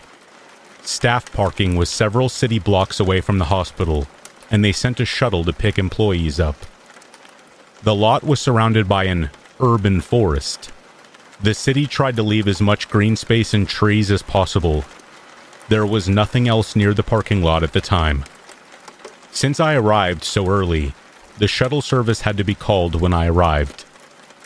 The call button was located at the shuttle stop, meaning you had to leave your car to communicate with the dispatch. I was always creeped out because, even though there were parked cars, there were never any employees in the lot at the time I came in. The overnight shift didn't change until 7 a.m. A few weeks after I started working there, I had settled into the shuttle routine and gotten more comfortable. At this time, cell phone service was spotty at best, and I didn't own a smartphone, so it wasn't very reliable. One afternoon, when I returned to my car, I found a note left on my windshield. It read, "Hot and sweet you are." I glanced around and didn't see anyone. I was perplexed, but not really frightened. Another week passed. I forgot about the note, until one afternoon I returned to my car and found a flower in the windshield wiper and another note. This one read, "I really love your dimples. I could make you smile." What the heck? I had just moved to this town and didn't have any friends beyond the other 2 people in my department. I didn't know anyone else. I did feel creeped out this time, and began feeling like I was being watched or something. Early in the mornings, I would park as close to the shuttle stop as possible, buzz the dispatch, and then wait in my car with the doors locked. I often imagined I heard shuffling noises like shoes scraping through the gravel, and I couldn't see all the way to the dark corners of the lot. When I returned to my car in the afternoons, I carried my pepper spray just in case. I told my coworkers about the notes, and they told me I should tell security. I felt a little silly, but I made a report. Security said they would keep an eye out, whatever that meant. I stopped parking in that lot, opting instead to find parking on the street nearer to the hospital where there were other people around. Things went fine for the next few weeks, until one day I got another note. This time, it was on my car one morning, outside my apartment building. In the same scribbly handwriting, it simply read, "Don't be shy." I was so confused. What did this person want? Obviously, they were following me, and now they knew where I lived, and probably knew I lived alone. I contacted the police. There wasn't much they could do, but they did make some safety recommendations and said they would patrol the neighborhood more often. I took a self-defense class and was hyper aware of my surroundings. It was worse not knowing who I was dealing with. A few weeks later, a woman was found assaulted and murdered in the trees behind the employee parking lot. They caught the guy a couple days later. I recognized him. He was a contract painter who had been working in my area. The hospital had been remodeling our department, and this painter would come in early, around 6:30 a.m. I made coffee every morning in the break room, and he would come in to get a cup. We made small talk a few times, but never any red flags. Then it came back to me. Sometimes he would call me Dimples. I shivered. "Good morning, Dimples." I was shocked that he had literally been right under my nose for weeks. I had been totally alone with him on many occasions, and I never suspected anything. I don't know for certain that he was the one leaving the notes, but they stopped after he was arrested. Anyway, stay safe out there, guys and gals.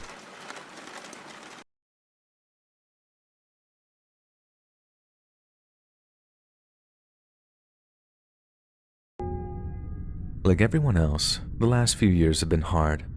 In early 2020, I lost my grandma to pneumonia, and it wouldn't be long before my aunt got sick too and came very close to death herself. It was a lot for a guy my age to handle, but I knew once it was over, I'd be able to see my Faith again. Now, Faith and I had met in middle school and quickly fell in love. Our homes were too far apart to see one another very often. Her parents were also super traditional and didn't want her having a boyfriend. And besides school, our only constant form of contact was the telephone. We'd often talk all night and go straight into school without a second of sleep. And in spite of all the odds, we stayed together. The biggest test of our relationship would be high school. Faith's dad bought a new house even further away. That put Faith into a different school district. Now we would see each other even less. And I was sure this meant the end of our relationship, but Faith refused to give up. By now, we both had computers in our rooms, and we were able to talk and see each other over the internet with webcams. Every day we'd race home from school and talk until early into the next morning. I'd do all my homework during school time so it wouldn't get in the way. Faith did the same, and for the next 3 or so years, this would be our prime avenue of communication. I think we were only able to meet face-to-face a handful of times, and it was hard on both of us. I lost hope more than once, but Faith always lived up to her name and brought me back from the edges of darkness every time. Strangely, despite all the personal sadness that I experienced during the height of the pandemic, Faith and I thrived. Being quarantined worked great for our particular situation. Other than a few hours of school garbage every day, we got to talk uninterrupted all day and night. Even so, not seeing her in person for so long weighed on me. I was doubting our future together, as I had so many times before. Luckily, by then the lockdowns had lifted. Her father would be returning to work, but school remained online. This was the perfect chance for us to be alone together, and I was going to take it. I brought this up with my brother, and he agreed to loan me his car to go see her. A week later, our opportunity arrived. I drove the 35 miles to her house.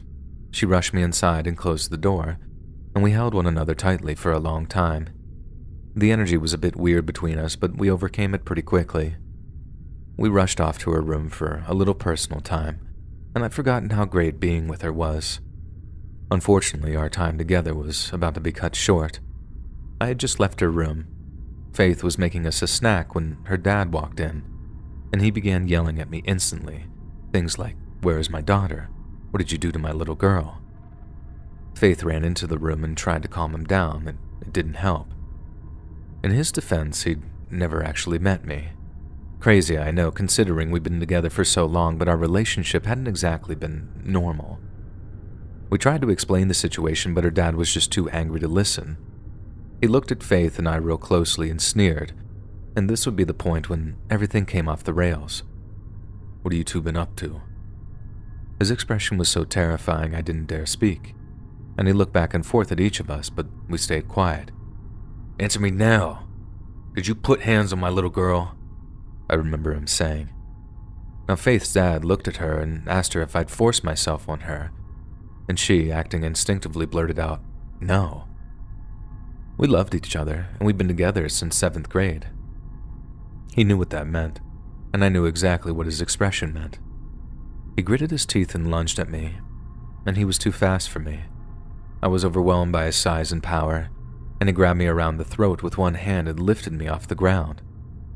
I was barely able to breathe or swallow. I tried to speak, but he told me to shut up and listen. "I don't care if you two met in kindergarten. You're gonna leave here this second and never contact my little girl again. If I ever see you here again, I won't hesitate to kill you." And with that, he let me drop to the floor and shouted at the top of his lungs to get out. He didn't have to repeat himself. I was already out the door before he finished yelling. I started the car and sped away. I was already several miles down the road before I slowed down. I was shaking so badly I could barely keep hold of the wheel. The notifications were going off on my phone, but I didn't care. Odds were high that it was Faith, and I was way too shaken to talk to anyone, especially her. Now back at home, I locked myself in my room and tried to calm down. A few hours passed before I got the courage to check my phone, and just as I suspected, Faith had texted and called me at least 5 times since I'd left.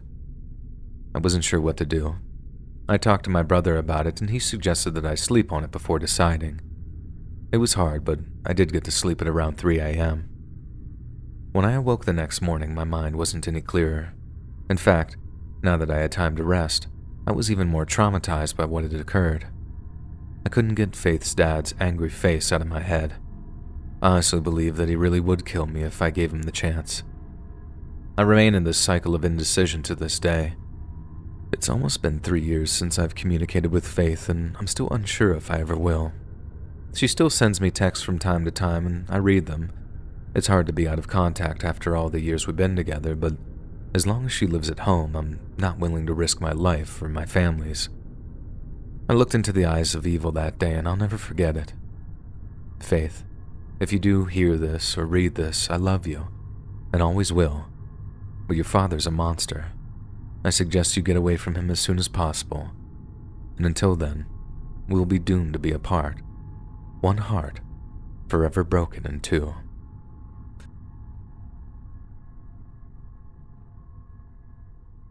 I was around 15 when my dad got a job with the railroad. Now before then, he was an over-the-road truck driver. This job kept him away from home during the week, and Mom and I were lonely a lot, but the money was just too good to turn down. The two of us got used to dealing with things on our own. I learned to cook and do my own laundry during this time. This skill would serve me well later. Neither of my roommates in my first apartment had any clue how to do really anything, and it would be an eye-opening experience and made me appreciate my mom that much more. Maybe we can discuss that sometime later, though. Today, I want to tell everyone about something that happened to me during that time of learning. This was when I was about 12. I woke up for school as usual, but quickly realized that I was sick. Now, to keep this PG rated, I had stuff spewing out of both ends, if you get my meaning. I tried to be an adult about it, but I fainted in front of my mom and she put me to bed. Although not ideal, I was happy to have the day off from school. I was given a bunch of different medications and quickly passed out. I woke up once or twice to go to the bathroom, but I slept for most of the day otherwise. And just after 2 p.m., though, I awoke refreshed and feeling great. The sick feeling was completely gone, but now I was starving. My first instinct was to run into the kitchen and gorge myself. I decided that that was probably a bad idea. Instead, I took a page from my mom's book and tried some saltines. I'd had good luck with those in the past, and I also grabbed a Sprite while I was there and brought them back to my room. I was close to the bathroom if things went wrong. I had 9 or 10 crackers and half a glass of Sprite, and I waited 30 minutes to see if I'd barf them up. Nothing bad happened, but now I was even hungrier. I thought for a minute before choosing ramen as the safest option. I finished off the bottle of Sprite and made for the kitchen. My mom would be home soon, and under normal circumstances, I would have just waited for her to arrive, but I was so ravenous I couldn't wait any longer. I made ramen for myself several times. I filled the pot and eagerly watched in hopes that the water would boil quicker. It didn't. When the moment finally arrived, I broke up the noodles and added them to the water. A minute later, I poured the flavor packet in. I impatiently stirred until the noodles softened just enough to be edible. I was done waiting. Now, the events that followed were likely due to dehydration and overall weakness. I looked around for a pot holder but saw none. There was a hand towel nearby, though, so I grabbed for that. And the premise was the same. I couldn't see any problems. However, today was not a usual day. I lifted the pot and set it on the counter, like I normally do. As I set the towel aside, I realized that it was on fire. I snatched it back up and tossed it into the sink behind me. My hand was slightly burned in the process. The time I wasted worrying about my hand allowed the fire enough time to jump onto the curtains. From this point, I was always a step behind. The water from the faucet extinguished the flames quickly. My split second of satisfaction was destroyed once I noticed the burning curtains above the sink. Having one of those sprayers in my sink would have been perfect for this, but we didn't have one. I attempted to splash water from my hands. It was useless, though. The curtains were already consumed, and the fire had now taken hold on the ceiling and the adjoining cabinet. I was so overwhelmed and incapable of coming up with any remedy now. When the fire alarm went off, I gave up and ran out of the house. I opened the front door and ran directly into my mother. She was very calm, and all I could say was fire. Kitchen. She didn't miss a step after that. To my amazement, she entered the kitchen and opened the door under the sink. Flames were covering the ceiling now. A few came unnervingly close to her, and like a magician pulling a rabbit out of a hat, she withdrew a massive fire extinguisher from under the sink and pointed it at the ceiling. And within seconds, most of the flames on the ceiling were gone. From there, she backtracked to the cabinet and put the flames there out. If I had to guess, I'd say she had the fire completely extinguished in less than 30 seconds. It remains the single most amazing thing I've seen to this day. Mom ran over to check on me. It took a few seconds for me to regain my senses, but once I did, I broke down and cried. I was so relieved I couldn't speak. My mom got out the first aid kit and put some cream on my hands, and the weight of my actions began to dawn on me. I started apologizing over and over, and this made me cry again. Mom calmed me down and assured me that it wasn't a big deal. I couldn't see how it wasn't, but I'd have to rely on her judgment. Some time passed and we discussed what had happened. I expected her to scream at me any second, but she never did. After the excitement had passed, we walked into the kitchen to get a look at the damage. I sheepishly asked her what was going to happen, and her answer caught me completely off guard. "Don't worry about it. I only care that you're safe. I'll tell your dad it's my fault. He may grumble a little, but what's done is done." I could feel the weight lift off my shoulders in real time. Rather than cry like I wanted to do, I grabbed my mother as tight as possible and held her for a long time. And that's basically how everything occurred that day. After our little family moment ended, Mom and I cleaned up as much as we could. There wasn't really a lot we could do at the time. Dad would have to replace the cabinet before the painting was done. I recall that he wasn't as upset as we had expected. He simply asked if Mom and I were okay and let out a big sigh. A few weeks later, he came home with the cabinet and some cans of paint, and by the following week, the kitchen was looking as good as new. I'm still amazed at how quickly things can go from life-threatening to no big deal. Life's just kind of funny like that.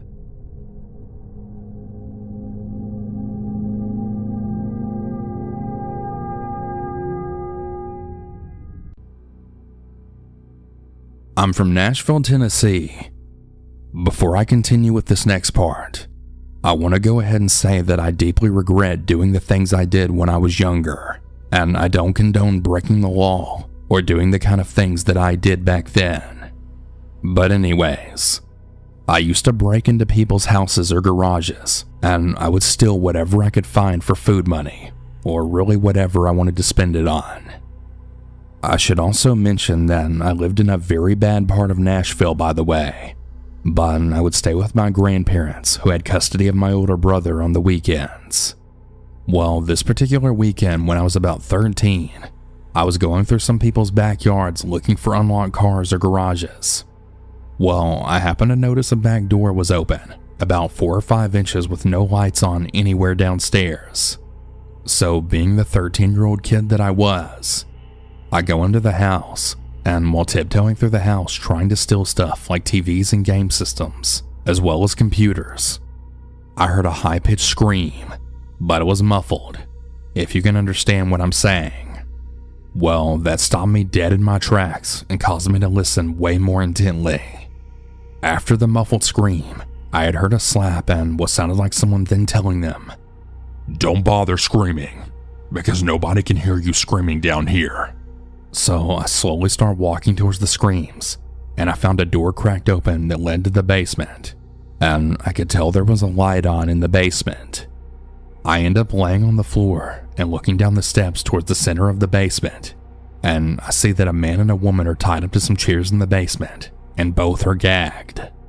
The difference was that the man had his head hanging limp, and he had blood all over his chest, and he didn't even look like he was breathing. When I saw this, I got really scared, and then I took off running, making all kinds of noise. I know that it was loud enough for the intruder downstairs to hear me and freak out and start running up after me, but I just ran as fast as possible out the front door. I didn't even bother unlocking the screen door. I just ran right through it and ran down to the corner house, who I knew the owner was a firefighter. I started beating on his door, screaming for help, that there's a man chasing me trying to kill me like he did the neighbor. Well, this really freaked out the homeowner, and it caused him to pull out a weapon on me first until he noticed the deranged man running behind me at full speed, who had a machete in one hand and a kitchen knife in the other. Without saying a word, the fireman opened fire and he shot the guy in his leg, which caused him to fall, and it also caused the kitchen knife to go right through his own neck. I believe that actually killed him on sight. I never heard him make any noises, but I was making enough for myself at the moment. The fireman called the police before heading towards the neighbor's house that the man came from, and he then found the wife barely clinging to her own life. But unfortunately, the husband was pronounced dead on the scene. What I heard around the neighborhood afterwards was that the husband had been in a car accident about 6 months before this, and the said crazy man's wife had apparently died in that car wreck. This caused the man to go crazy and start drinking and doing drugs until he just didn't care about living, and he just wanted everyone to suffer like he and his wife had. So he went to the man's house and he tortured him and his wife for hours until he passed out from the pain. The intruder slit the husband's throat, and before chasing me, he slit the wife's throat as well. But luckily, the paramedics were able to save her when they arrived. So yeah, kids, don't break into other people's homes. You just might stumble onto something that you can't get out of.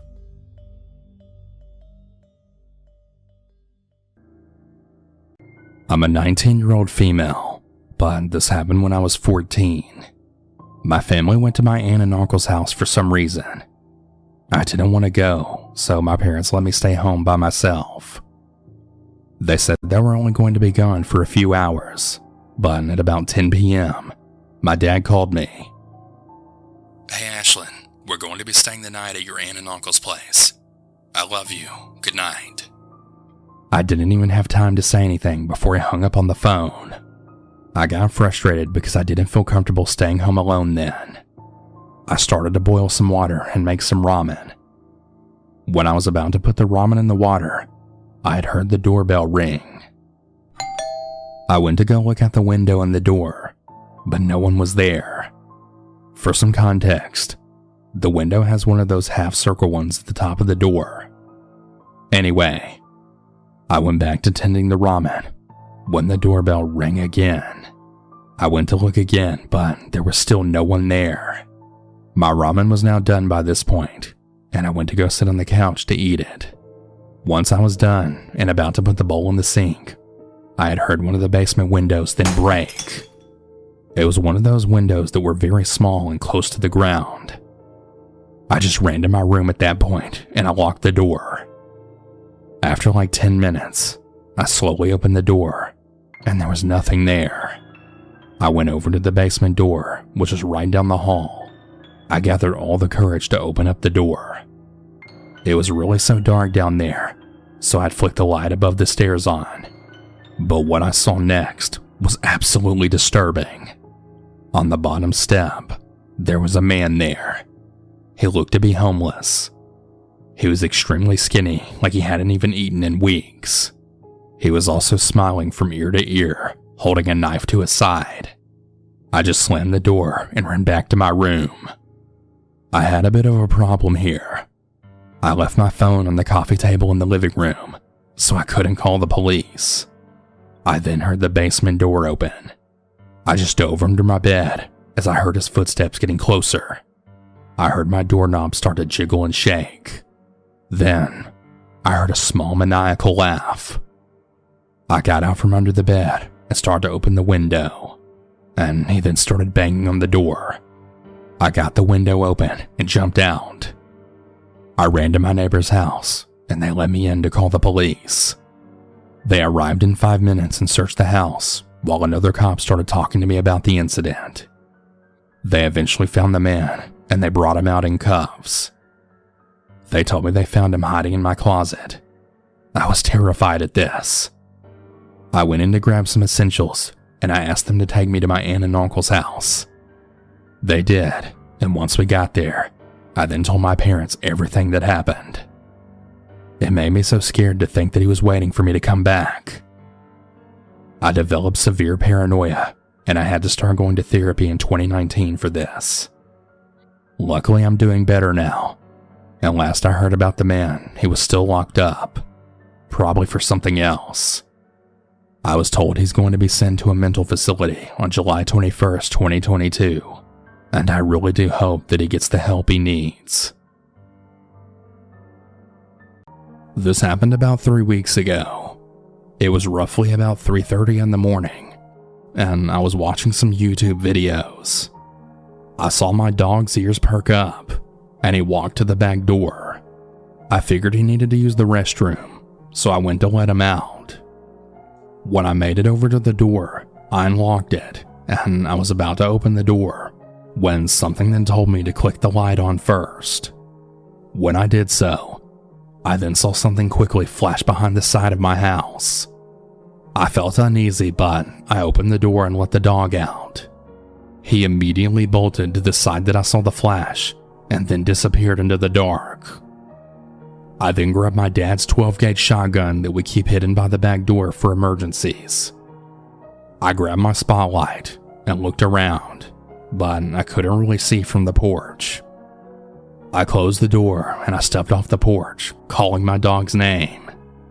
Eventually he came running back to me, and I took him back into the house. But when I reached the door, I saw that it was cracked open. This frightened me, mostly because I was alone for the weekend, and I know I closed the door. As I approached the back door, gun in hand, I saw a light moving around in my house. I put my dog on his chain, and then slowly moved into the house. When I got into the room where the light was coming from, which was my sister's room, I slowly and quietly nudged the door open with my barrel. And when I turned on the light, I saw a large man wielding one of my knives from my bedroom. I told the man to drop the knife and get the fuck out of my house before I shoot him. He promptly dropped my knife, and he then proceeded to jump out of my sister's window like this was some kind of action movie or something. I fired 3 shots into the air as he ran away. I don't know who this man was or what he had planned, but whoever he was, if he happens to return the next time, there will not be a warning. Hi, my name is Andrews, and I live in southern India. This just happened to me a couple of nights ago, and it's still really fresh in my mind. It was 30 minutes past 11 p.m., I believe. I was lying in my bed listening to Southern Cannibal to go to sleep, since I have amnesia, and imagining stories by listening to them makes me sleep much faster. Suddenly, I saw a beam of torchlight entering through my window from the back of my bed. At first, I thought it was just the security guard who guards my little secluded village, but that beam of light was persistent. This went on for 3 more minutes or so, with every window passing a considerable amount of torchlight to see as well. After the final window in my house passed a light, it was, well, gone. I thought it was strange, but I kept listening to the stories. After a while, I had heard the sounds of footsteps approaching my door, since I was now in the hall trying to sleep on the couch.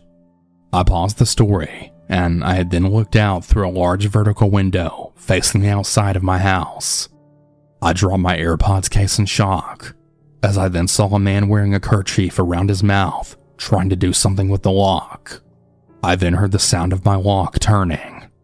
Stupidly, I hid under my couch to call 100, which is the number to call the police in India.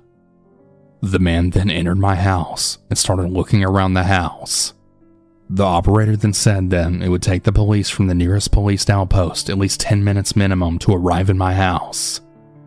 He went into my bedroom, taking all the money I had as a broke college student, as I later found out after the cops arrived. He went around looking in the kitchen, and he actually took a piece of cake from the fridge, which I bought for my birthday.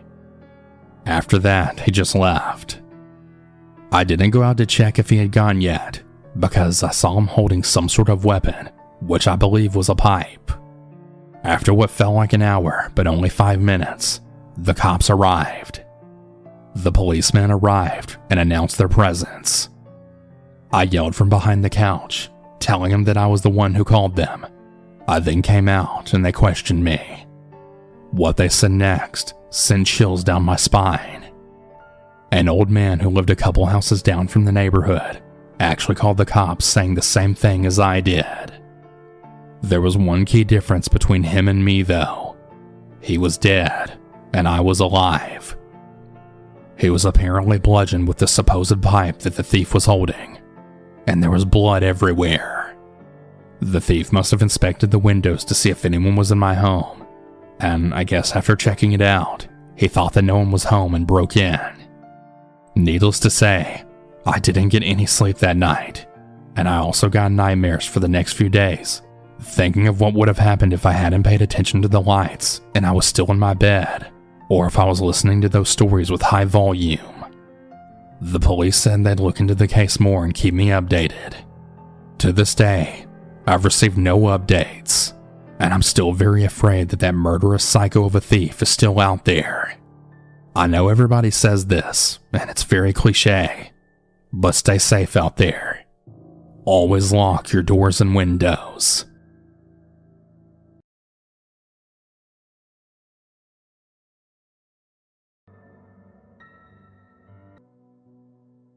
Back in September, I moved out of my parents' place and into my own new townhouse. It wasn't anything extravagant, but it was mine, and it immediately started feeling like home.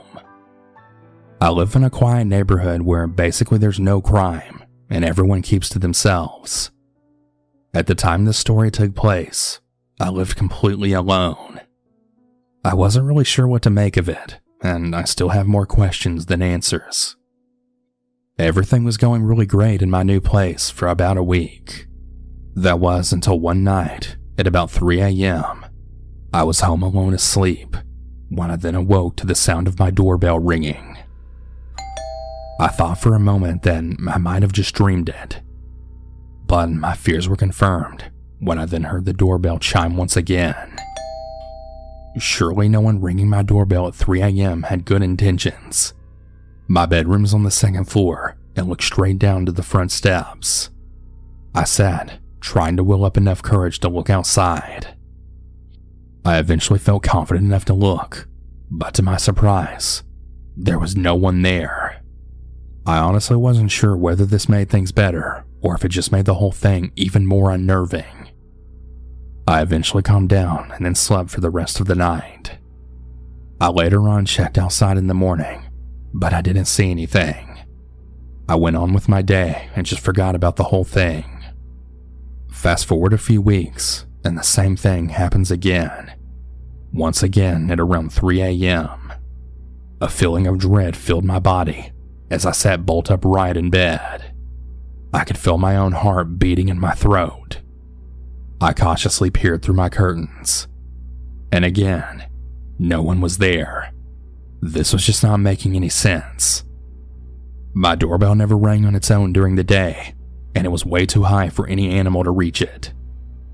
This occurred several more times in the coming weeks. It was always in the middle of the night around 3 a.m., as though it were planned. One day though, it just stopped altogether, and it hasn't happened again. I am relieved that this eerie and unnerving incident no longer occurs, but I still often wonder why this happened. Had it not always happened around the same time, it might have had a better explanation, but I have no good reason for why this happened. This has since stopped though, and I'm thankful. I'll be sure to provide an update if anything starts to happen again. This happened back when I'd been out of the dating game for about a year or so, and being a painfully awkward person who doesn't really get out much, my best friend had convinced me to try online dating. I thought it was a good idea at the time, so I ended up signing up to that OkCupid website. I could just chat with people for a while, get to know them, then I could work out who was creepy and who was not, then just hit up whoever was the best match. So I meet this guy on the site and we spend a few weeks chatting and getting to know each other. He actually seemed really cool and chill, kind of quirky, but not nearly as red flag waving weird as some of the other guys I'd talked to. When the time was just right, he asked me on a date, And by that point, I was quite excited about meeting him, so I said, sure, why not? I told the guy that I preferred simple, low-profile dates, so he suggested that I go over to his place so he could make us some dinner, and after that we could watch some indie horror films, which was something we were both into. I told my friend about this, the same one who suggested online dating, and we discussed some of the risks of just going over to his place instead of meeting in a public place first. I get that it's a real roll of the dice doing that kind of thing, but there was the minor detail of me being 6'2" and him being 5'7". I know that's hardly a major height difference, and it didn't bother me that he was shorter, especially when it meant that he probably wouldn't be able to straight up overpower me if anything went wrong with the date. Plus, I gotta admit to being a real sucker for a guy that can cook, so that definitely clouded my judgment in many respects. That being said, when I showed up to his place, me and my friend had developed a code word system that we could use through text or calls, and she had all the details of where I was. So, if I got there and things just didn't feel right, I could call her or text her, drop the emergency code word, and she'd think of a reason for me to leave and then come pick me up. Anyway, as I said, I arrived and we got up to his apartment so he can show me around. He started emphasizing his bedroom a little too much, commented on how his big bed would fit me, but I just put that down to some awkward bad taste jokes and got him to move on. After that, he then takes me to the kitchen, where I assumed that he was about to try and claw some points back by actually cooking me dinner. He talked about what a good cook he was and how he was going to wow me with his cooking skills, but when it came to it, he hadn't actually bought anything to cook at all. All he bought for our date was this bottle of red wine, and he claimed that it was super expensive, I guess.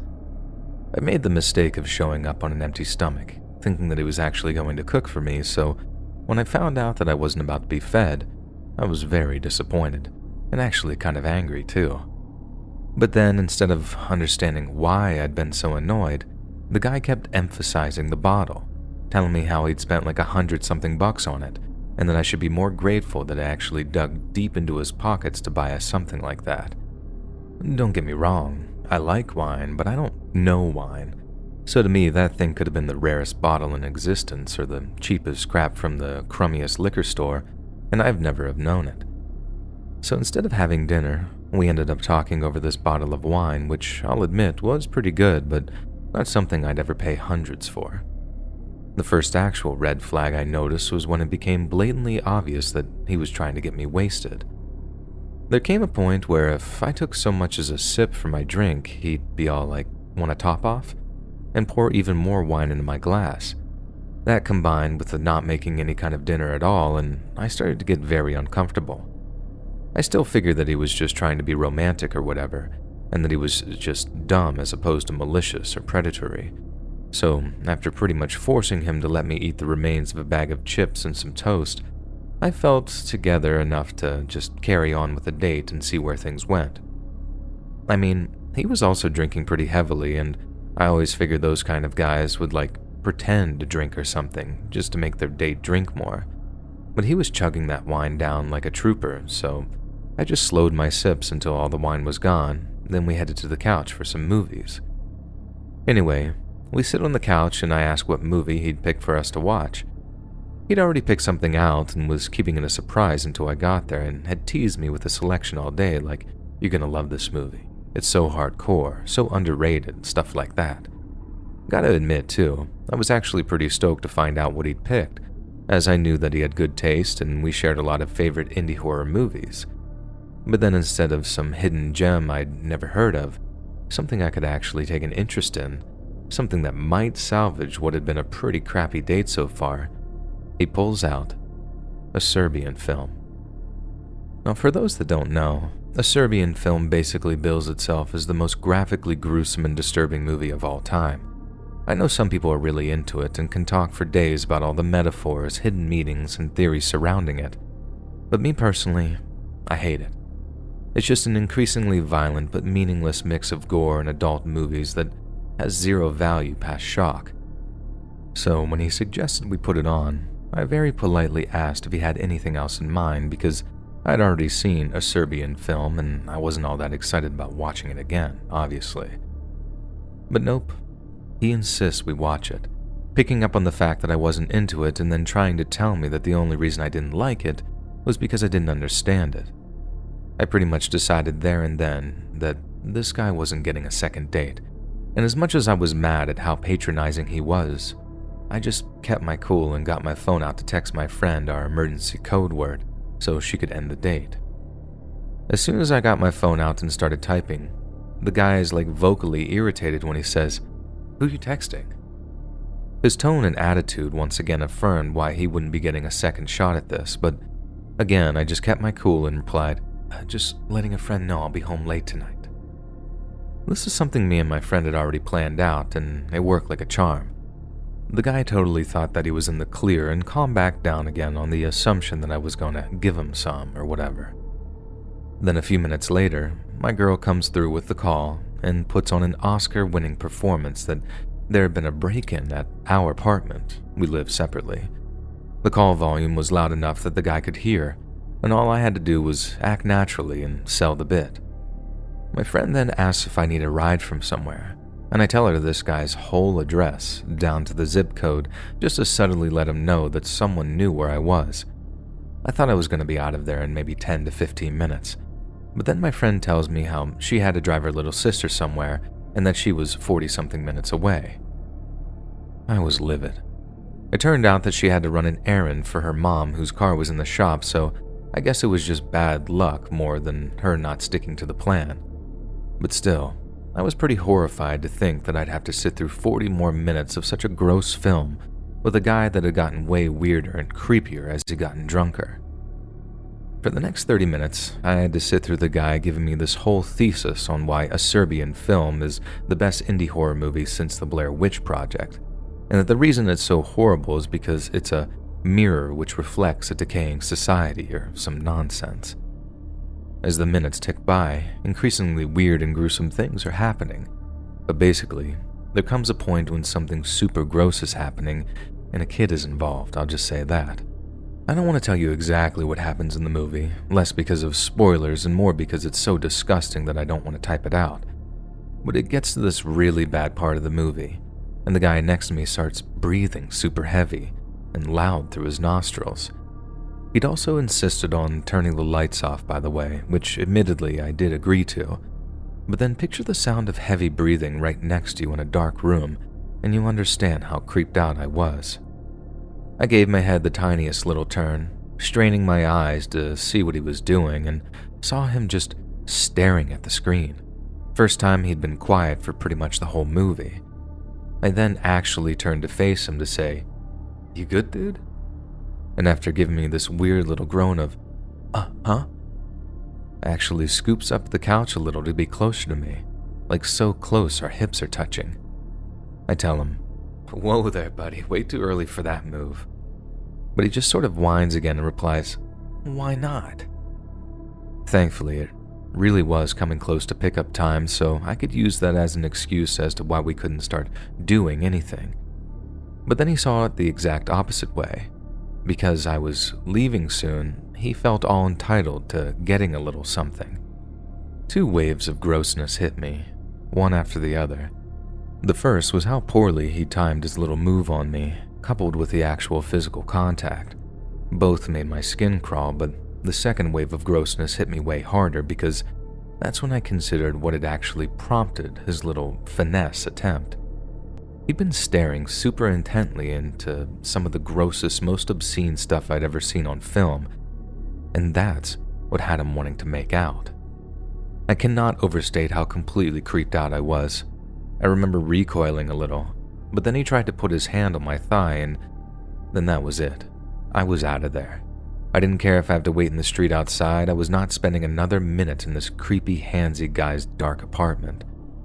I grabbed my purse, stood up, then told him, "I'm sorry, I have to go." After that, I just marched towards the apartment front door and hoped that he wouldn't try and make a scene in the hallway. He didn't actually follow me outside, which I'm grateful for, honestly. But somehow what he did was way, way worse in terms of how terrifying it was. Picture me walking down the apartment's hallway, almost total darkness, praying that he wasn't about to run up behind me to kill me. And then all I hear in the dark is the screech, and I mean screech, of, "You're not leaving!" I just zoomed for the door, somehow got it open after panicking that the guy had locked it somehow, then bolted downstairs and out of the apartment building. I kept thinking that he'd follow me with a frickin' knife or a baseball bat or something, and although he didn't, that fear was constantly with me as I power walked up the street, looking over my shoulder every few seconds to make sure that I was still alone. I then gave my friend a call and told her to hurry up, and thankfully she was only a minute or two away, so I was out of the neighborhood and finally safe from the guy, or at least in my mind I was safe from him since I didn't know his neighborhood very well. The whole car ride back I was telling my friend how a weak start to the date had just descended into this total nightmare, and the whole time she's cringing so hard, until I got to the part about that scene of the movie and how he'd reacted to it. And that's when she started getting scared for me, laying on apologies about taking so long to get to me. Obviously, I forgave her. It wasn't her fault that her mom had a car emergency, but I was still pretty shaken up after having to wait there for so long. I ended up blocking the guy's number before he could try to get in touch with me again, but after a few days of the incident being on my mind, I decided it wasn't enough to just cut him out of my life. He might not have hurt me that night. He might not even try to, but something told me that it was just a matter of time before that guy did something that couldn't be fixed by just a pint of gelato and some girl talk. I know it's not illegal to go on a bad date with anyone, and I know this might make me sound like a total Karen in many ways, but I ended up calling the cops just to tell them what had happened. They agreed that it wasn't illegal to be bad at dating, and I knew trying to pursue assault over his thigh touch thing would just be pointless. But the cops were cool in that they said that they keep his name on file just in case anything came up in the future, and they actually thanked me for letting them know, too. That made me feel like I might have actually done something to prevent anything really bad from happening in the future, and part of me hopes the cops went over to warn him, but maybe that's just wishful thinking on my part. What I do know is how that experience totally warned me off of online dating for a few years, and it wasn't until Bumble came out that I actually started dipping my toes back into the water. I know, I wasn't hurt, and I can say that in a world where so many young women's lives are snatched away by violent men, what happened that night still terrified me, and I'd never have guessed that the guy was like that from our few weeks of talking online. But number one thing I learned from it: always meet in a public place that you know well for a first date, and always have an escape plan.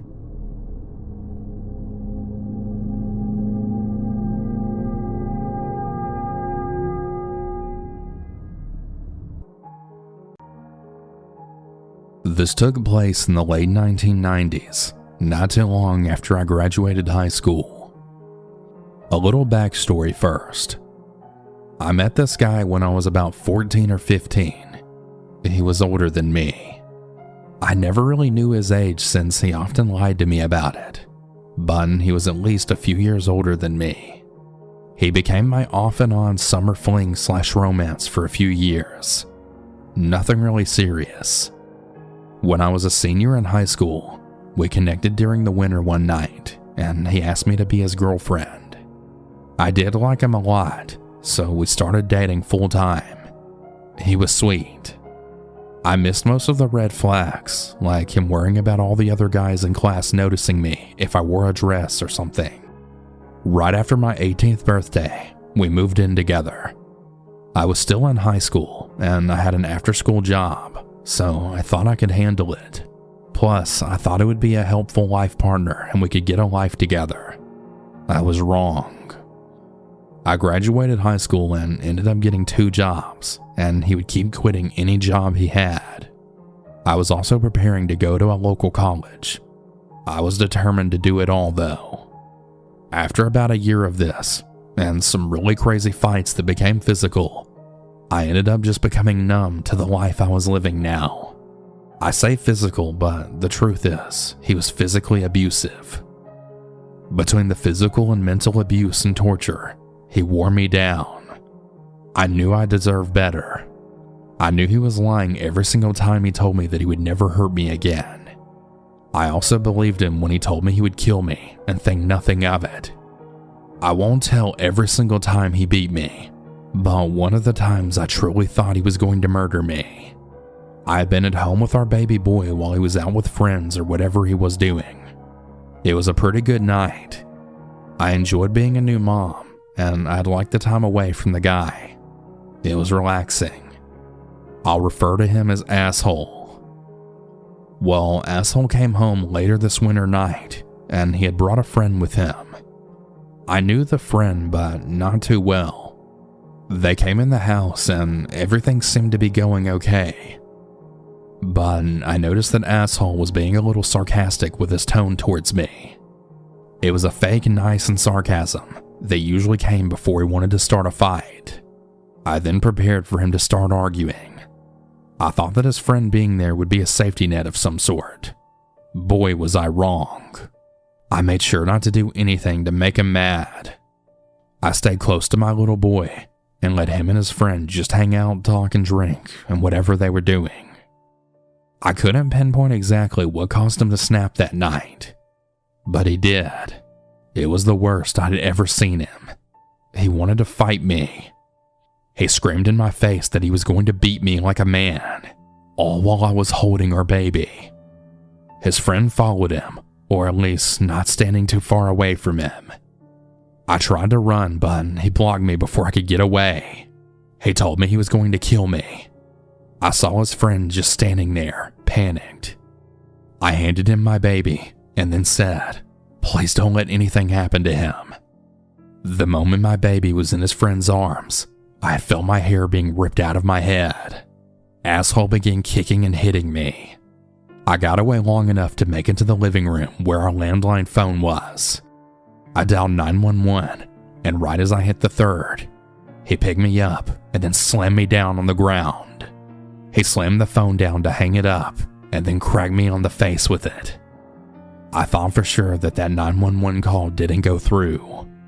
He began hitting me so hard and choking me that I was blacking out and seeing stars as my head spun like crazy. I looked at his friend and I begged him to go get help. He just stood there, scared to death. Asshole then told him if he did, he would kill him. I understood in that moment that his friend was truly just as scared and didn't know what to do. I wasn't mad at him for not helping. I was just really thankful that he was protecting my baby. I knew this was going to be it. Asshole was going to kill me like he often said he would. He would have no remorse, just as he promised. I wasn't about to make this easy on Asshole. I fought back, harder than I'd ever fought back before. He was on something, which I later found out, so his strength was definitely not something that I could match. Not to mention he was about 100 pounds bigger than me, but I was a mom who wanted to live to see my baby grow up. As he hovered over me, hitting me in the head and choking me, I grabbed his balls and twisted and pulled. It didn't faze him. He was so high. I was tasting blood and feeling so numb. He was beating me so bad that I wasn't even hurting anymore. Maybe it was the adrenaline in the moment. I don't know. But suddenly, the hit stopped. I no longer felt my head getting bashed in, but weirdly enough, I heard a pounding. He got off of me, and for a split second, I didn't know what was happening. I wasn't even sure if I was still alive at this point. Finally, I stood up as he told me to be quiet. The pounding was the police knocking on our door. The 911 call had been an open call, and the entire fight was heard. Asshole answered the door, and he told me to stay back. He started to tell the police some story about the baby just crying. I stepped in the view of the officer who looked at me, and he immediately threw Asshole against the outside of our home. The rest seemed to happen so fast. Asshole was being arrested, and an officer was talking to me and taking my statement. One of the cops told me that I had one of the worst injuries he had ever seen a person have and still be alive. Asshole had hurt me so badly that he had beat a hole into my lip where I couldn't even have a drink without the water going through. He called me from jail, and the exact words he said to me was, "Why did you do this?" He really wasn't even sorry at all. He didn't even lie to me this time and pretend that he was. I left him. He was eventually sentenced to 26 days in jail. He never served them because he moved to another state before he could be arrested. He managed to find me and stalk me, but I stayed strong and stayed away from him. Eventually, he had moved on to his next target. I have truly felt so much guilt over this, but the next woman was beaten and choked too. But she wasn't just beaten, she was also choked to her death. He took the life of someone, and I'm sure he thought nothing of it, just as he always said to me. I know deep in my heart that if I hadn't walked away, it would have been me he killed, but I'm so sorry to that woman's family. He's in prison now, probably feeling no remorse at all, but hopefully he's getting justice served to him in other ways. I'm just so glad that I actually got away from him.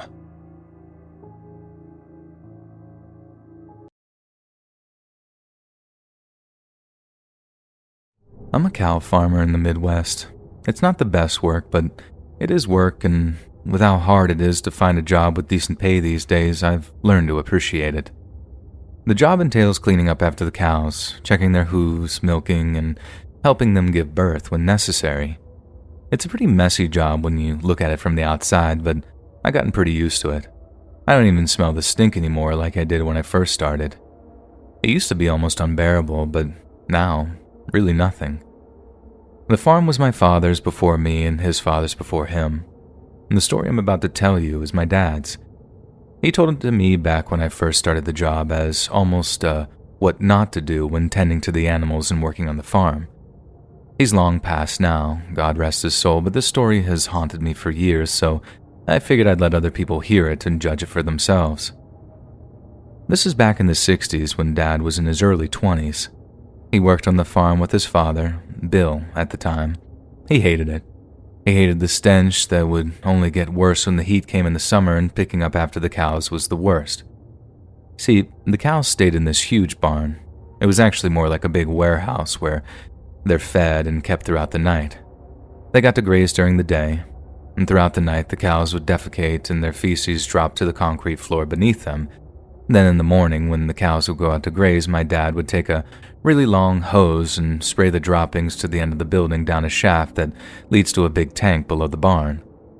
The tank would fill with the droppings, and once a week we had a guy that would come by and empty the tank and dispose of the waste. It was really nasty work, but my dad did it nonetheless. Well, my grandfather decided that it was just too much work to do on the farm with just himself and my dad, so they decided to hire another farmhand. They didn't get anyone interested in the job for the first few weeks until they met a man at a local feed store named Fred. He was in his late 20s and eager to work. He hadn't had a job in years and was desperate for pay since his wife was pregnant with their first child. My grandfather hired him right there in that feed store, and by the next day, Fred was on the farm working harder than anyone my dad had ever seen work. He was determined and super ambitious. He was constantly running around the farm, fixing stuff that needed fixing and trying to learn absolutely everything it was that they did. He loved the job and told everyone how he just wanted to be good at what he was being paid to do. He believed in good, honest work and that people should earn the money they're working for. My dad admitted he loved having Fred around, not just because he worked hard, but also because he was gullible and pretty easily manipulated, I guess. My dad had certain tasks given to him by my grandpa throughout the day, and each time he was told to do something, he just passed that task along to Fred. He didn't mind because he didn't know, and my dad didn't care because it meant less of the work that he hated. About 4 months went by with Fred doing most of the work around the farm, and my dad even started to find it a little funny that he really would do whatever he was told. Without question, he was happy to do it. One hot summer morning, the cows had just gone out to graze, and my grandpa told my dad to spray the droppings down the shaft at the end of the barn like he usually did. My dad then passed the job along to Fred as he sat along the side of the barn to have a smoke. When Fred was done, he came outside to tell my dad that he had an idea that he thought would highly benefit the farm. He told my dad that if he emptied the tank below the barn themselves, they would be able to use the cow feces as manure in the fields. It would fertilize the plants and make them grow bigger and faster. My dad told me that at first he thought the idea was stupid, but then he figured it would be funny to see if Fred actually tried and emptied that feces tank, so he agreed. He didn't tell my grandpa because he knew he never would have approved, and he just wanted to see how this would play out. He showed Fred where to go to the release valve and empty the tank into the big barrels. He told him to be very careful and to not turn the valve too fast, otherwise the line would get clogged and they'd have to call someone to fix it. My dad then left Fred alone to do what he had planned and decided to take a walk around the barn to check the gates and make sure everything was in order. What my dad didn't know at the time was that Fred would end up turning the valve too fast, and the line would end up getting clogged. Fred would then open the tank from above and reach a pole into the sludge to try and dislodge whatever was blocking the line. My dad heard screaming coming from inside the barn and he rushed over to see what was wrong. He made his way down into the tank and was horrified by what he found. Fred had fallen into the huge 5,000-gallon tank that hadn't been emptied for a week and was now drowning in the thick feces, desperately reaching out for help. By the time my dad got to the top of the ladder and looked into the tank, all he could see was Fred's hand poking out of the brown goo. He grabbed onto it and tried pulling him out, but he had no leverage at all on the top of that tank. He managed to pull Fred up long enough for him to tell my dad that he was just trying to fix it himself since he knew that they'd have to pay someone for his mistake. He felt bad, and my dad reassured him everything would be okay and to just hold on. And that's when his grip failed and Fred plunged back under the thick excrement once again. This time, no part of Fred's body was able to be grabbed onto to possibly rescue him. My dad had no idea what to do, so he ran across the farm as fast as he could to get my grandpa, who immediately called the police. And by the time they made it back to the tank, Fred's hand had disappeared under the sludge, and there was nothing my dad and grandpa could do but wait. The police showed up with firemen, and they didn't know much of what to do either. They ended up reaching a metal pole down into the tank with a sort of loop on the end, and when they pulled Fred out, it was very clear that he had passed. My dad was horrified and felt like it was his fault. He knew it was a bad idea, but thought it would be funny. He could have stopped Fred, but his own arrogance let him do it. Fred's wife became a widow and she never remarried. She named their son after him and eventually moved out of town. My dad made a point to work as hard as Fred did every day for the rest of his life in honor of the man whose death he felt he was responsible for. My dad passed away in 2018, and the last thing he said to me was to never take advantage of someone's hard work. I don't do much writing when it comes to stories about my own personal life, so bear with me as I take you on this weird, scary, and absolutely awful experience that was my life for 2 months in 2015. The best place to get started is by giving a little background. My 2 friends and I decided we wanted to rent a house in LA since we all got jobs in the area and had dreamt of living together after we all got out of college. We got a pretty decent price for rent that was split between all of us, but also thought that if we had one more person as a roommate, the rent would be perfect. It was a 4-bedroom, 3-bathroom house, so we had the space, and my friend Molly said she knew someone who needed a place anyways, so it would be perfect. We all met her and got along great in the short amount of time we spent with her, so we all agreed it would be a good fit between the 4 of us. Our new roommate's name was Dove, and for the first month that she lived with us, she was amazing. She did her share of the housework, and honestly, for the most part, she stayed pretty much to herself. She never had people over and never complained and was generally one of the sweetest girls I'd ever met. We all used to talk about how lucky we were to find a roommate as great as Dove. That wasn't until she met the man that would become her boyfriend, Ty. The first time she brought Ty over to the house, the 3 of us were shocked. He was covered in tattoos, including his face, and he reeked of marijuana and just had the worst attitude of anyone we'd all collectively had ever met. Dove, on the other hand, either seemed not to notice or didn't really care. She took him into her room, and thankfully we didn't see either of them for the rest of the night. The next morning, we woke up to our TV, vintage stereo system, and our freaking microwave completely gone. Obviously, Ty had done this since he was the only person in the house besides the 4 of us girls, and we were livid. We banged on Dove's door until she came out and confronted her about it. Instead of denying it like we expected, she told us that she'd actually just given him the stuff. He said he needed it, and she just told him to take it. She didn't see the problem and got mad at us for yelling at her for allowing him to just steal our things. She said she'd replace what was taken, but that was never really the point. We decided to forgive her, but told her if she was going to continue living with us, she couldn't have Ty over again since he was clearly terrible. She didn't like that, but agreed. A week went by and nothing of significance happened. Then one random Tuesday night when the three of us were watching a movie while Dove was out, we heard the door open and, to our shock, in walked Dove, holding the hand of Ty. She walked right by us like we told her the week before meant nothing to her and slammed the door when they got into her room. We decided on spending the night in the living room to possibly prevent him from taking anything else, but not even that worked. On his way out, Dove told him he could take whatever he wanted from the fridge. He grabbed a grocery bag and practically acted like he was shopping as he took most of what was in there as we yelled at Dove that he was not allowed to take our stuff again. They ignored us like we weren't even there. Neither of them would even look in our direction. Ty just walked out of the door, and we stared as Dove made her way back to her bedroom, saying nothing, as we asked her to explain what was going on with her lately. It didn't take long for us to realize Ty had gotten her hooked on pills and was just her hookup. It's why she never said no to him. To her, it seemed like getting what she wanted was all that really mattered. We watched for months as she deteriorated in front of our eyes, and the three of us had to move everything into our bedrooms to make sure it wouldn't get stolen in the night and installed locks on all of our doors since Dove and Ty constantly had random druggies come over to our house. No matter what we did or how much we begged, Dove refused to see things logically or from our point of view. So we did what any sane person would do in a situation like this. We waited for Ty and his friends to come over, and we promptly called the police. They told us to leave the house before they got there, and we went to our neighbor's house and watched out the window as an actual SWAT team arrived and raided the place.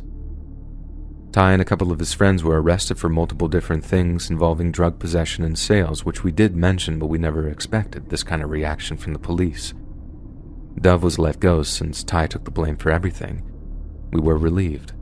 We thought maybe this would mean that Dove could finally kick this habit, get some help, and just be done with that monster. They did end up searching the whole house, including our bedrooms, and the place was a disaster by the time we were allowed back in. Dove was irate. She screamed at us and told us that we ruined her life. We tried telling her that she needed to get help, but she refused and said that she'd be moving out as soon as possible since we had apparently betrayed her.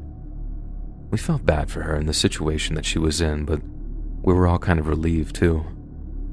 Now, a couple of weeks after Ty's arrest, we were all hanging out in the living room not expecting what was about to happen.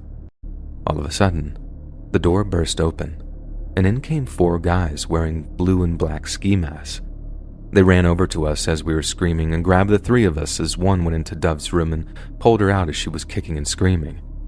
They dragged us outside, put us in a van that was waiting outside with the driver as the rest of them piled into a car behind us.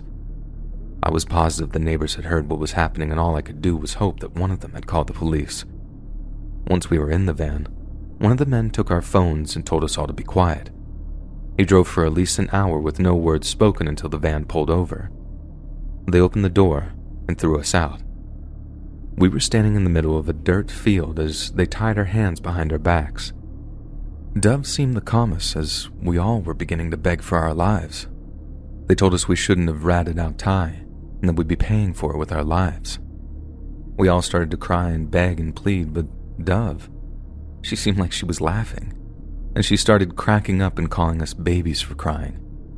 She told the guys to untie her hands and that it was a funny joke, but that she was over it and just let us go. Instead of doing what she said, one of the guys just decked her really hard in the face and told her to shut up, and she hit the ground hard and then started crying herself. I actually believed then and there that I was going to die. These men were going to murder us, and that would be it. I was just hoping that they'd find my family so my family could maybe get some closure from my death. And those were the thoughts that I was thinking. Begging wasn't doing anything. We watched in horror as the men who had taken us began digging these large holes just in front of us, and I was sure that that's where we would be buried. Just as I had started to come to terms with the fact that my life would be ending that night, in the distance I could see flashing lights speeding towards us, and I burst into tears. We were saved. The men tried to run, but it was a big dirt field and there was nowhere for them to go. The police officers got over to us, untied our hands, and thankfully they were able to apprehend all 4 men, and we were escorted to the hospital. We didn't have any serious injuries, so we were let go that night. We all eventually went to my mom's house just outside of LA and waited to hear from the police about what was being done to ensure these men stayed in jail. They were all charged with kidnapping and assault as well as conspiracy to murder. All 4 of them ratted on each other as well as Ty, and their sentence ranged from, and I kid you not, 17 to 25 years, and we were glad this meant none would have the chance to finish what they started anytime soon. I guess that night was a wake-up call for Dove, as she was also arrested and tried for being an accomplice. All of my roommates have kept in contact, except obviously Dove, but we agreed we didn't want to live in that house after that happened. I still live with my mom. Molly and our friend Jenna live together in a small apartment in LA, and we all get together from time to time for lunch. I have PTSD from that night and still get nightmares about it. I'm just glad I have my parents to help me get through it. And I urge anyone to be there for their friends if they notice red flags alluding to drug abuse. Even if they say they aren't ready to quit, sometimes just knowing there is a person that cares means more than you'll ever know. I hate dogs. Please don't be mad at me when I tell you that. I'm not some psycho who thinks dogs don't have souls or they're evil. I actually used to love dogs. I was so excited when I moved in with my buddy who had 4 of them, so you can imagine I was a little disappointed when he told me not to interact with them. He said that they were only tame around him and his girlfriend, and if anyone else came near them, they'd quote-unquote freak out. It was a little scary to think about 4 very large dogs who hated me living only a wall away, but my friend was usually pretty good about locking his door when he left or putting them out in the backyard if he was going to be gone longer than a day or so. One summer, my roommate said he and his girlfriend were going to visit his family a couple of states away and that he'd be leaving the dogs in the backyard for a few nights. He had automatic feeders and the dogs had access to this weird pedo-activated watering system, so there was no need for me to go out and give them anything. The backyard was pretty huge and he assured me that they'd be fine and out of my way all weekend. I felt safe knowing that they'd be out of the house. No one was able to control those dogs except my roommate, so keeping them away from all the people while he was gone was definitely the right move. The day came where my roommate and his girlfriend left. I woke up and went downstairs for some coffee and looked out the sliding glass door at the 4 dogs as they stood there staring at me. Now these were all huge German shepherds, so seeing them growl at me but not being able to do anything about it kind of made me laugh a little bit. I went through my regular morning routine and got ready for work. I left the rest of the day and came home around 6 p.m. after going to the gym. As I entered the kitchen, I noticed something was very wrong. There was glass all over the kitchen floor and the sliding glass door was shattered. And that's when I started to hear the growling coming from behind me. I didn't even have to turn around to figure out what the sound was coming from. I did what any smart person would do and ran as fast as I could up the stairs into my room. The whole time I was running, it felt like that dog was going to latch onto my leg at any moment. I slammed the door shut behind me and grabbed at my pocket to get my phone out and call 911. Except it wasn't there. The pocket was empty. I wanted to cry when I realized that I'd left my phone in my car and my gym bag. I felt so stupid. And you're probably wondering why I didn't just call for help outside the window. Well, I would have if we didn't live a mile from the next house. My roommate insisted on living in the country so his dogs could have a big yard to run around. I was really regretting moving in as I sat there wondering what the hell I was going to do to get myself out of that situation. I didn't even know where the other dogs were. I had only seen one when I made my way upstairs, and I guess I could have overlooked them in the panic. Maybe the others were chasing me too. I leaned against the door and sat there for a few seconds before bang. Something huge and heavy was smashing itself against the door. Growling came soon after, and I quickly realized the dogs were actually trying to get into my room. I didn't know if they were rabid or something, but I couldn't just sit there and wait for them to get to me. With the progress they were making on the door, I knew that they'd get to me at some point. The banging didn't last long before the scratching started. It was even louder than the banging and would quickly grant them access into the room if they continued to tear at that door. It was clearly very flimsy. I ran into the connecting bathroom and closed the door behind me. Listening to them scratch and gnaw their way through my door was mental torture. Getting ripped apart by dogs was not the way I wanted to leave this world. There isn't a single moment in my life where I wished I had access to a landline until that moment just then. I heard the door finally giving way, and the dogs finally entered my room as they growled and barked. It was the kind of growl where, even without seeing it, you could tell that their teeth were showing. I still couldn't tell how many dogs were out there. I just knew that it was more than one. I tried my hardest not to move or make a sound, but the sweat on my hands made a squeaking sound when they slid across the floor as I tried to get up. My heart dropped and I knew I was screwed. They started their assault on my bathroom door, and I had no choice but to get into my bathroom counter and climb through the very small rectangular window about 3 feet above the sink. I squeezed myself through and laid on the roof, out of sight of the dogs in case they got into the bathroom as well. Hours went by before they got in. I felt safe though, and this was the moment I realized that I had an injury on my left calf. The adrenaline must have worn off because the pain was getting worse by the second. I pulled up the leg of my pants and revealed a pretty severe bite along the back of my leg, and I kept wondering how long I didn't notice when that happened, but there was no changing anything then. Thankfully, the bleeding had mostly stopped, but I still wrapped it up with the flannel that I was wearing. I didn't need it exposed to whatever was on that roof. It was obvious the only choice I had was to wait on the roof for my roommate to get home a couple of days from then. I couldn't jump down because the dogs would get me. If I did jump down, I wouldn't be able to drive away because my car keys were downstairs in the house, and I wasn't going to risk going inside again. I was safe on the roof, and that was all that mattered. I didn't have food, but thankfully there was a spigot only a few feet from where I was sitting. It was a considerably large house, and the spigot was installed to easily hose off the roof if needed. I never knew what that was necessary for, but I of course was grateful to have access to water for the next couple of days that I guess I would be spending on that roof. The hunger wasn't as bad as I thought it would be. The worst part was hearing the dogs make their way through the house at night looking for me, and thank God they never found me though. My friend came back Monday morning and was shocked to find me on the roof. He gathered his dogs in his bedroom and helped me back into the house. When he found out what happened, he begged me not to tell the police or animal control. But I had no choice. One of his dogs had bitten me, and they were so vicious that if they ever got out, I had no doubt that they probably would kill somebody. I went to the hospital and was treated for the bite wound, and I was advised to get the rabies shot treatments and wasn't too happy about that, but it was smart, so I went along with it. The dogs were impounded, and after evaluation it was ruled that they would be humanely euthanized. My roommate blamed me for having his dogs killed, but I can't say I regret their outcome. I feel like lives may have been saved by them being euthanized. I try not to blame the dogs since I've known so many amazing shepherds in my life, but I do have this trauma. It turns out the sliding glass door had been broken in by a tree, pushed down by the strong winds earlier in the day after I'd left for work. Most large dogs scare me now, and I can say that I don't particularly like dogs in general anymore because of this incident. It's disappointing, but oh well. I got my 2 cats, and that's perfect for me for the time being. Hopefully one day I can find the love for dogs I once had. I think the real moral of the story is to not move in with a guy who is open about having aggressive dogs.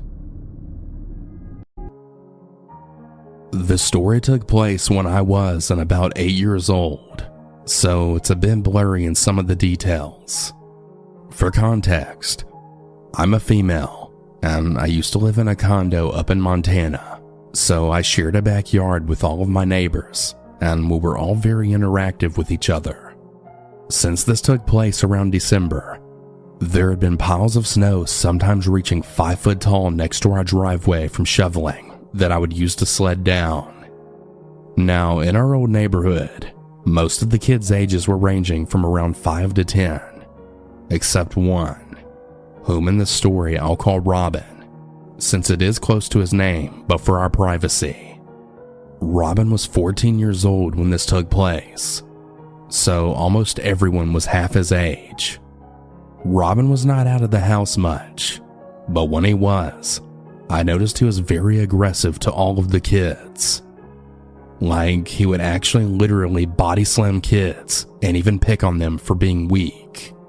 I hadn't seen him much. As I last previously said, he wasn't out of the house much, so I hadn't really talked much with him. Robin was nice to me, but not as nice to the boys in our neighborhood. Because of the fact he was older, he basically saw himself as better than us, if that makes sense. More or less like the top dog. He used that against everything, and really, I kind of dreaded seeing him. But one night specifically, I was out later than usual working on building an igloo with all the snow from the driveway. I was at the downspout trying to knock the ice off the gutters when I saw him coming up to me. I was a little annoyed since I was out at night just to have some alone time, but I brushed it off. Soon he came up to me striking up a conversation, and he showed me how to knock the ice off. I said thanks and grabbed my sled and showing him to my snow hill, but he was not very interested in what I had to say. I can't exactly remember how the conversation led off to this, but he had started talking about random things that he had done, such as kissing girls and other kind of sexual stuff, like all the things he had done in school bathrooms and with other people. I was weirded out, but really just kept sledding down the hill and listening. By that point, he had moved behind the small hill that I had been sledding down. He then started kind of pacing around, and he then said, "Hey, I have a question." But before I had a chance to reply, he then said, "Actually, never mind, it's too dirty." But for some reason, this didn't strike me as odd, which really makes me want to slap myself to this day. But I still asked him, "No, tell me."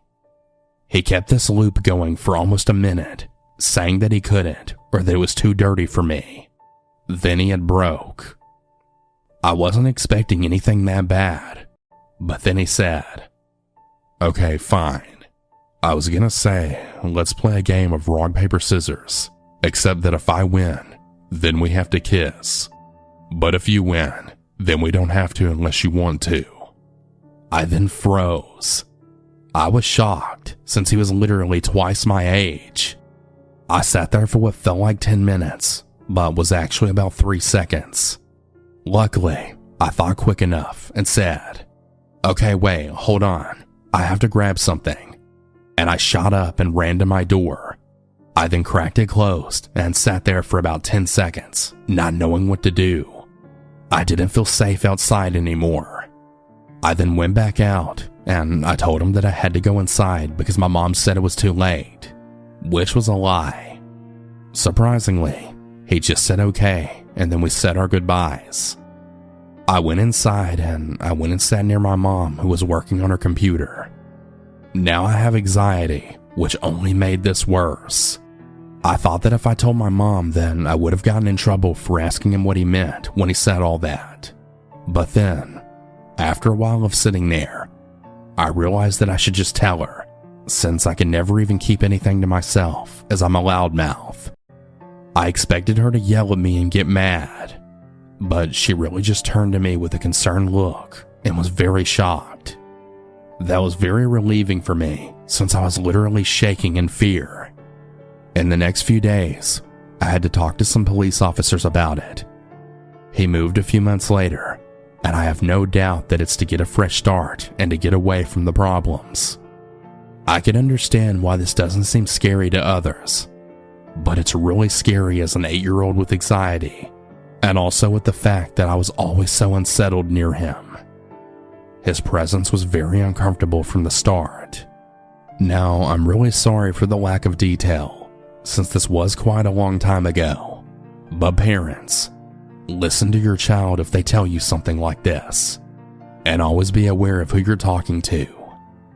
Thanks for listening.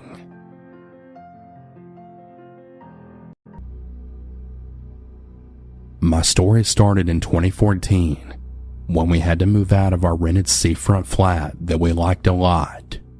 I was 28 then. We got about 2 months' notice to find another place. We didn't have many options. We found a house which was converted into 3 flats. We shared a tiny hallway with our neighbor. The flat was newly decorated, but pretty much as soon as we moved in, we noticed that there were many things very wrong there. The back door's lock was broken. Because of this, the kitchen was full of bugs and slugs, and we reported it to the agency. A guy came out to fix the lock, and he asked me if I had met my new neighbor yet. I said no, I hadn't. He then said, "He's a very weird guy." Later on, I met him. Yeah, he looked weird. I couldn't tell if he was 30 or 60, but he was always very quiet and polite.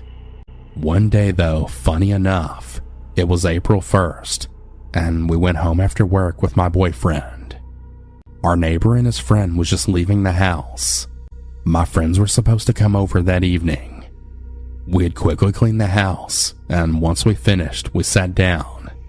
Then, I heard a weird banging noise from the neighbor's flat. Someone was coming down the stairs, and it sounded like they had dropped a really heavy bag. But then I heard it again, and again. They cannot be this clumsy, I thought, but I didn't think much of it. Soon after this, I saw my friends arriving through the window. I went to the main door to let them in, and I then saw blood everywhere. A bloody handprint on our door. I was shocked. I then told my boyfriend that there was blood everywhere. "Close the door," he replied. Then, I had heard my neighbor saying to me that I stabbed the woman who regularly visits me, in a very calm voice. I closed the door. The woman was laying in the middle of the road in front of the house, not moving at all. By this time, the ambulance and the police were at the scene too. They took my neighbor, closed down the house, and the whole street as well. We were then told that we weren't allowed to use the hallway, as it was a crime scene, so we couldn't leave the house for a while. I had noticed blood coming down from the drain pipe too at the backyard. God knows how. About 5 weeks later, the police were knocking on our door, asking if we saw our neighbor, as he had left the hospital, and they're very concerned for his safety, and they asked us to contact them immediately if we see him. The light in the hallway wasn't working for a while, so I asked my boyfriend to have a look at it, as I didn't want to bump into the neighbor in the dark. He went outside and took it apart. We later found out that it wasn't working because it was on the neighbor's electrical circuit, as his electricity was turned off. While we were in the hallway, unexpectedly, the neighbor opened his door to check what this noise was. We were shocked. "When did you come home?" we asked. "We didn't hear you coming in." "It's because I didn't use a key. So if you lock yourself out, just ask me. I can open the doors for you." I guess this was the moment when we were truly scared for our lives. He then explained that he came home because he feels completely normal and he felt like he shouldn't be in a mental hospital. He didn't want to kill that woman. He just stabbed her in her thigh because she provoked him. Keep in mind, the police never confirmed anything to us. They just said that it was close to a murder investigation. We went back to the flat, and we were too scared to even call the police, as it would have been pretty obvious that we reported him. Later that day, the police came back and took him, and they told us off in front of him because we didn't report him. We never saw the neighbor again after that, and to this day, I still have no idea what's going on with him. The other issues with the house became severe as well, so we moved out as soon as it was possible. We now refer to that house as the horror house. This happened 9 years ago. I had just ended a 4-year relationship and had moved into an old building in downtown Paris. I had to start all over again from scratch. Well, I did the mistake to let my ex-girlfriend keep a lot of my furniture, kitchen cutlery, pans, coffee machine, etc. At the time, I had worked as a waiter, so I could only afford a one-room apartment from a council estate building.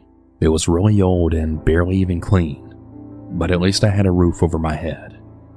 The first 2 weeks, nothing had happened, but quickly, I began to hear someone talking at night. It was kind of like mumblings. It basically said, "Just go and die already." When I looked into the door Judah, I saw a scrawny, shirtless guy smiling and scratching the door with his finger. This became a thing every 2 or 3 nights. He would come and threaten me through the door, or sing songs with a really childish voice. I thought about opening the door and asking him what he wanted, but I was afraid that he had a knife or something, and I couldn't see his hands while looking into the door Judah. What really stunned me is that he acted totally normal whenever I stumbled upon him during the day, and he actually denied being the one to do this at night. I even got mad at him for it, but he seemed to genuinely not understand what the hell I was talking about. One day I came home with a girl that I'd met at a bar that I was working at. For some reason, she had left during the night, and I went back to sleep. The mumbling started again, only this time, it felt really close. I opened my eyes, only to witness the scrawny neighbor now headbutting the wall and singing what sounded like a mix between religious chants and also a lullaby in slow motion. I was honestly totally paralyzed by the fear. I tried to communicate with him, but he was just grinning, and he ended up exiting the apartment by himself. I decided I had enough, and finally decided to call the police. They took him in all right, and he ended up getting put into a psych ward. Apparently this guy had been diagnosed with schizophrenia, and he was put in a psychiatric hospital because of it. He wasn't supposed to live at his place anymore. He had apparently ran away from the hospital 2 months ago. He initially got sent into the psych ward after bashing a shovel into a postman's head, putting him into a coma. He did that for absolutely no reason at all. I never saw him again, and I moved out 2 years after that.